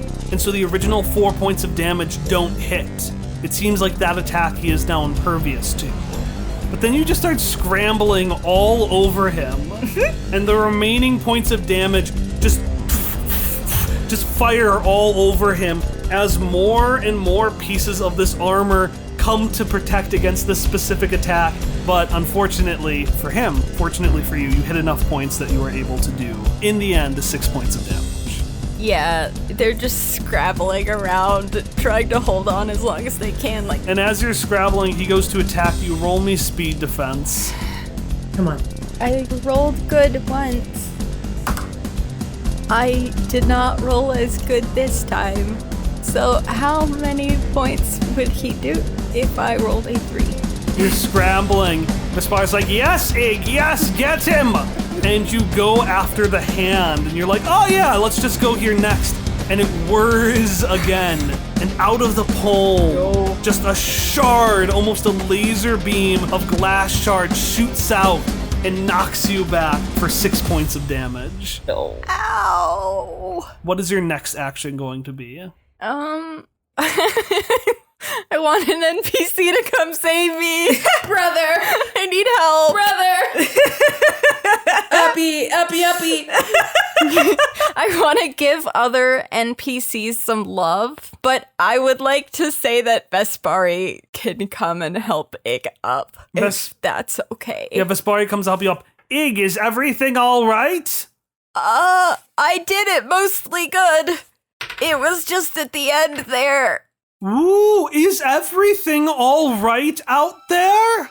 And Obsidian Mako, who had been approaching you, upon hearing Sunny's voice, turns instead to the room where she, Myra, and the Ring of Power are, and lifts up his arm and successfully launches a shot into Myra, who isn't down but recoils a bit from it, and all of the spell surrounding you, the cloud surrounding and protecting the house, disappears. So Ig is kind of panicking. Their eyes are going wide. Fire doesn't work. That's kind of my thing. That's like, fire always works, and so when it doesn't work, it doesn't work. Ig, sibling, Ig! And Vespari just looks at you. Are you just the igneous? Or are you the incredible igneous artiste of Astaria? You are not just one word, you are 3 words on top of that one word. So what will the incredible artiste of Astaria do? I'm gonna not igneous. Exactly! I'm gonna artiste! Ooh. And Ig still doesn't know what to do. But is brave. But she's really motivated. And Ig is gonna look around her. Okay. Rock Ryan. He pokes his head in from outside. There might be a fossil inside the head. Everyone else, go! And as Ig calls to arms her companions, she is going to once again launch herself at Mako. But this time, she pulls out her single weapon, her bent conductor's baton.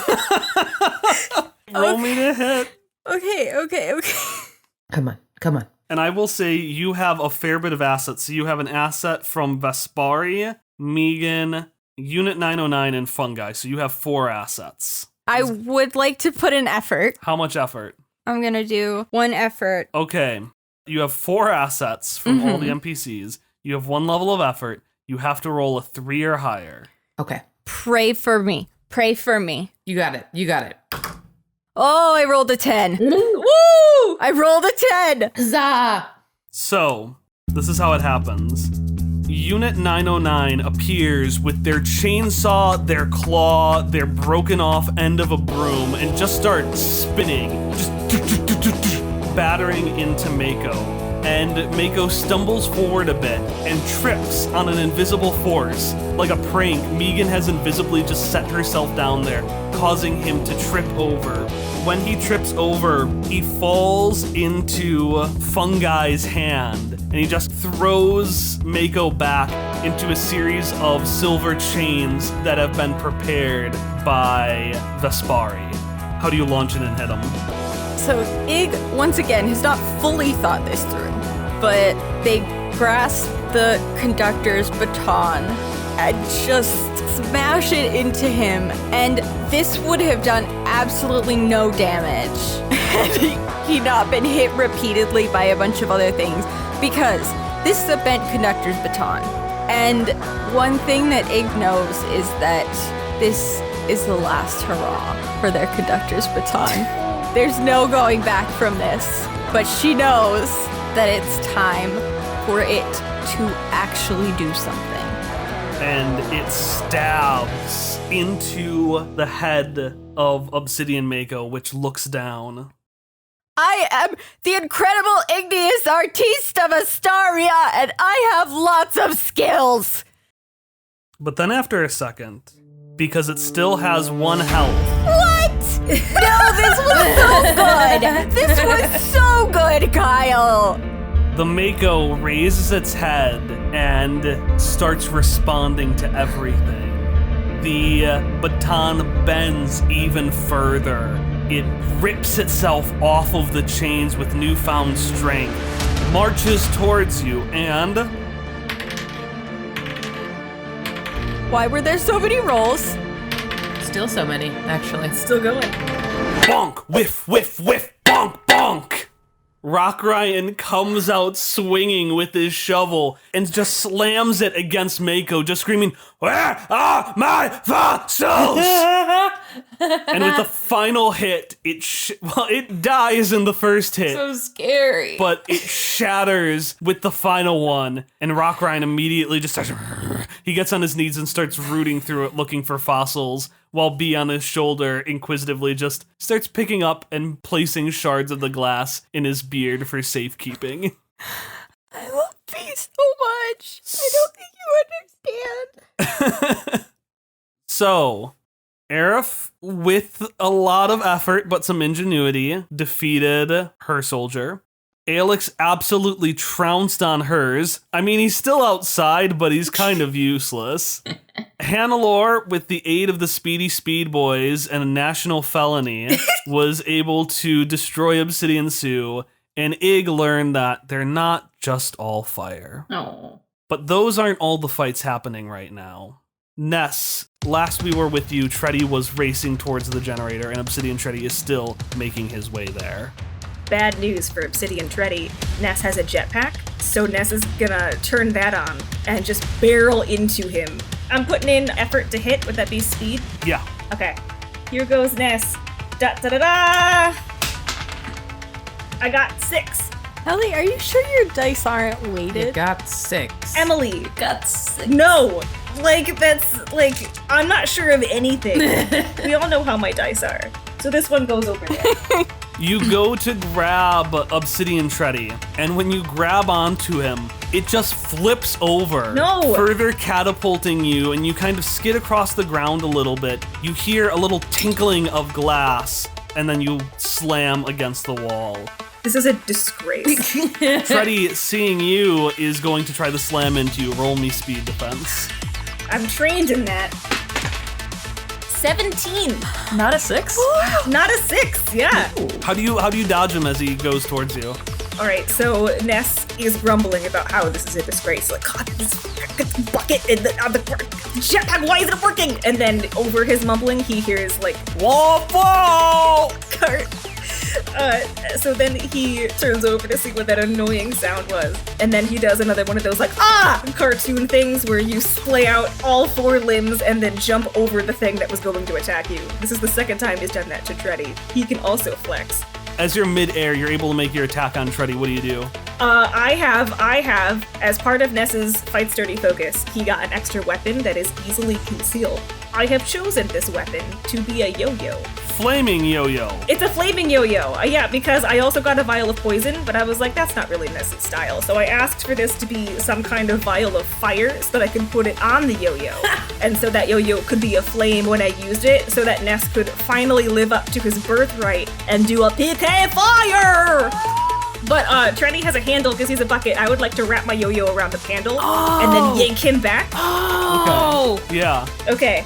Give me a roll for that. I am putting 2 levels of effort into this roll. Yeah, buddy. Yeah, buddy. Good call. 20. Fuck effort, man. PK fire. Yeah, do you want to do extra damage or a major effect? I don't know what effect I would want, because regardless of major effect or not, he's now entwined in my yo-yo, which was my primary goal. So let's go for extra damage. Okay. Yeah, describe how you just clobber this boy. Okay. Let's say that Ness is off screen when this happens. Treddy, he missed, but like, whatever. He's going about his way. He's going to the generator. That's his goal. And then from off screen, not just the one yo-yo, but like several come bonking out. And then it stuns Treddy enough that he like can't move. And then there's like a pause. They were coming at very regular intervals, but there's a pause. And Treddy thinks he's safe, but no! The final one comes out and it winds around his bucket handle. And then it yanks him back. And Ness goes, "You're not allowed over there!" Yeah, and the bucket gets thoroughly trashed, losing half of his health. Yes! God! Ness, you're doing it! You're doing it, Ness! And Treddy floats there. It kind of faces up towards the generator, faces down towards you. And for its action, it speeds away. We've been through this. No, you aren't allowed over there. Not towards the generator. It races away from you and the generator. Interesting. As it does, a few axes hit the ground after it, and you can hear Sarah from up top say, "Yeah, and don't come back!" Ness does a fist bump in the air. Poor Sarah. And as you go give a fist bump to Sarah, she looks down at you, gives you a thumbs up with a big smile. Adorable. Just great job, kid. And that's when the generator explodes. Oh!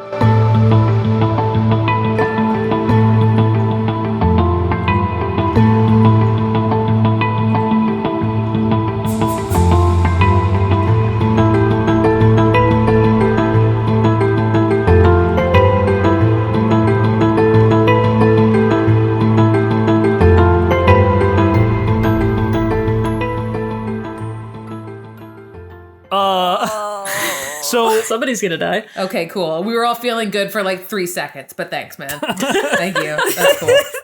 I want a mini-series. Don and Aerith. Sure. At a bar. Buddy ex-cops. But they're both like the jaded, grizzled partner in the buddy cop drama. Yeah, I want it. There is no buddy. I'm driving the boat with one hand and I'm holding a cocktail like I'm a dad on a lake. I just want to state for the record that even in the Big Red Maria form, there is a burn on one of the benches that Ig definitely did. Ig didn't do it. You can't prove it. You were so close to writing out your name. You were doing with your fingernail. You were doing that like wood burning thing. Hannelore checking in. Hannelore checking in. Aerith, have you stolen anything? I have not, but I hear you loud and clear. Okay. Alex checking in. Have you stolen anything? No, but I am ready to steal the lives of our enemies, and all of you should as well. All right. That's great. She's gonna like start to do the speech, and then she's probably gonna cut off by... Last but never least, my sweet Ig, how you doing? Doing great. Stealing anything? Well, Sunny said it was okay. And you hear another voice over the speakers say, "Ig, I noticed, Aerith, that there was a change in your complexion when that voice appeared. Updating my relationship matrix." Who is that? Who's saying that? Hi, I'm the incalculable quorum of beneficial outputs, but you can call me Cubo. What's a relationship matrix? And how do I get on lots of them? All right, so... You're too young. Don't listen to Sunny about anything. You listen to Hannelore. You trust Hannelore. I think that was the thing I said right after stealing. Don't listen to anything anyone else tells you. Remember what Hannelore tells you. Always circle back. What did Hannelore say? Hey, really quick question, and I do request we edit this out. Are we tier 3 or tier 4? You're tier 3. Super duper. I ask because as a person who could speak with machines, at tier 4, I get a machine companion. And I think I already have one. Salad Raptor. Oh my God, he's wearing my shirt. Okay, I totally plan Hannelor's outfit. We don't need to take up time for it, but he is wearing like one of Hannelor's like Hawaiian shirts stretched horribly over his brain. Olivia, you're a fucking blessing for post-credits material. I hope you know this. I only have extra nonsense. I contribute almost nothing. I'm peaking constantly. I have no idea what level I am. You're the Cubo of role players. Also, Olivia, you don't just have 3 uses of effort. That means you can use 1, 2, or 3 effort at any time. Oh! And the higher level efforts cost more, but they give you more. Are these the points you were talking? Are these the points you were talking Yeah, about? they cost from your pool. And I have a number of those. Yeah. Something like 54. You do. I don't think you have 54. 54. 54. Between all of them, it does. I guess, yeah. And so I will mark down that I have 54. Well, there you have them in each Thank of your you, pools. Kyle, that for might your be generosity in this moment. 54 levels of effort. I'm just going to put 3 levels of effort to everything I do. Tie my shoes. Oh, I wanted to say, here, I have something to talk about while you're doing that. I do have 54 points. I looked it up. Aerith has 50. I'm unstoppable, top of the world. And I would like you to apologize, everyone who doubted me. I didn't doubt that you have 54. Just 54 levels of effort. Oh, Yeah, we just doubted how you were going to use them. I do have, the 54 is real. And I don't know how to use them, but I'm still confident and proud. I'm happy for you. I love Ari. Before we started, yeah, I'd like some steaks. I'd be okay with Alex dying. At this rate, Alex will be the only one alive at the end of this episode. I'm so sorry. I went to a PTA meeting, man. Well, luckily you don't have any child to worry about. No, just my precious son, my sweet baby boy. This was the combat. I was like, I wonder how this will go. I wonder how this will go for Ari. I wonder how she'll manage having so many random enemies to fight. And the answer I is... had all of the NPCs. Oh, you didn't know about the unmovable thing I had. No, I didn't. I'm glad you didn't. I skimmed the know. character sheets. I was like, I'm It's sure like- that'll be fine. It's also like for some reason the font is the bigger one on that move. Like it's just unmovable and it's so big. I don't know why. And yet you didn't see it. What's also is so funny Meanwhile, is you opened the Hannelore- door. Like you peeked to look and see at this person. You're like, nah, Yeah. they're not getting Nah, I'm not gonna deal with that. Just leaning next to Joe Scotch, like passing a cigarette. in close quarters. He like does that like Tom and Jerry thing where he's like lighting one and it's flying up in the air. So cool. No, it's not. Hopperscotch does not approve this Just message. having a lot of deep conversations with Joe Scotch about his past and just learning a lot of things from him, which are completely wrong. And Hopper will have to dispute later on. You now think you know Hopperscotch's history. Get over Charlotte N. There's a new competitor for Madeline, Jeffer James. No, it was. I mean, I guess it came across like that. It's fine. No, it's fine. No, I get it. I was trying to think of like if Alex is based on female Alexander Hamilton. I was like, well, which one is the Lawrence? Because I guess the other one's like whatever. Lawrence? And I was like, yeah, like I was like, I need one of them. And I was like, oh, now I know it's Joper. That's the one. That's absolutely fine. I was primed to make that joke from the beginning because I really wanted to make a joke early on, like, you never know what Sarah saw in that Hopperscotch guy. He was never that, like, appealing. Now you kind of get it, at least. Yeah. She gets it. She's like, all right, that's You're not into him, but, like, you get it now. just leaning pretty slick, looking into the door next to Joe Scotch, which is not a bad situation to be in. Just like next to like a very I disagree. attractive man. Jopers. This is the worst. I hate Hopperscotch. No. F-A-U-X. I just think every time I hear something about the false hopperscotch, it makes me laugh. Okay, wait, but do Olivia and Cassidy know his ship name? No, don't. I fortunately do. Oh no, don't say it. It's the best. Don't say it. It's Chopper, right? It is Joper. Well, that's one of them. It's Joper. But There's also Hoppelganger. Oh, that's yes. Got Hoppelganger. Yeah, it's a really good name, and it's It's a good joke. It's a great joke, even. makes me upset. What's a poly ship between Hopper, Hopscotch, and Joe as Sexy Hop called? Don't- That three-way ship. Doppelganger. That's the only answer. I don't know. Hopskayevsky, I don't know. I'm trying to think of like some kind of hopperscotch joke, Simon like and the pun Chipmunks. with menage a trois. No.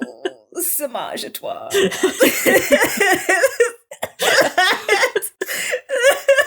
Scotch à toi.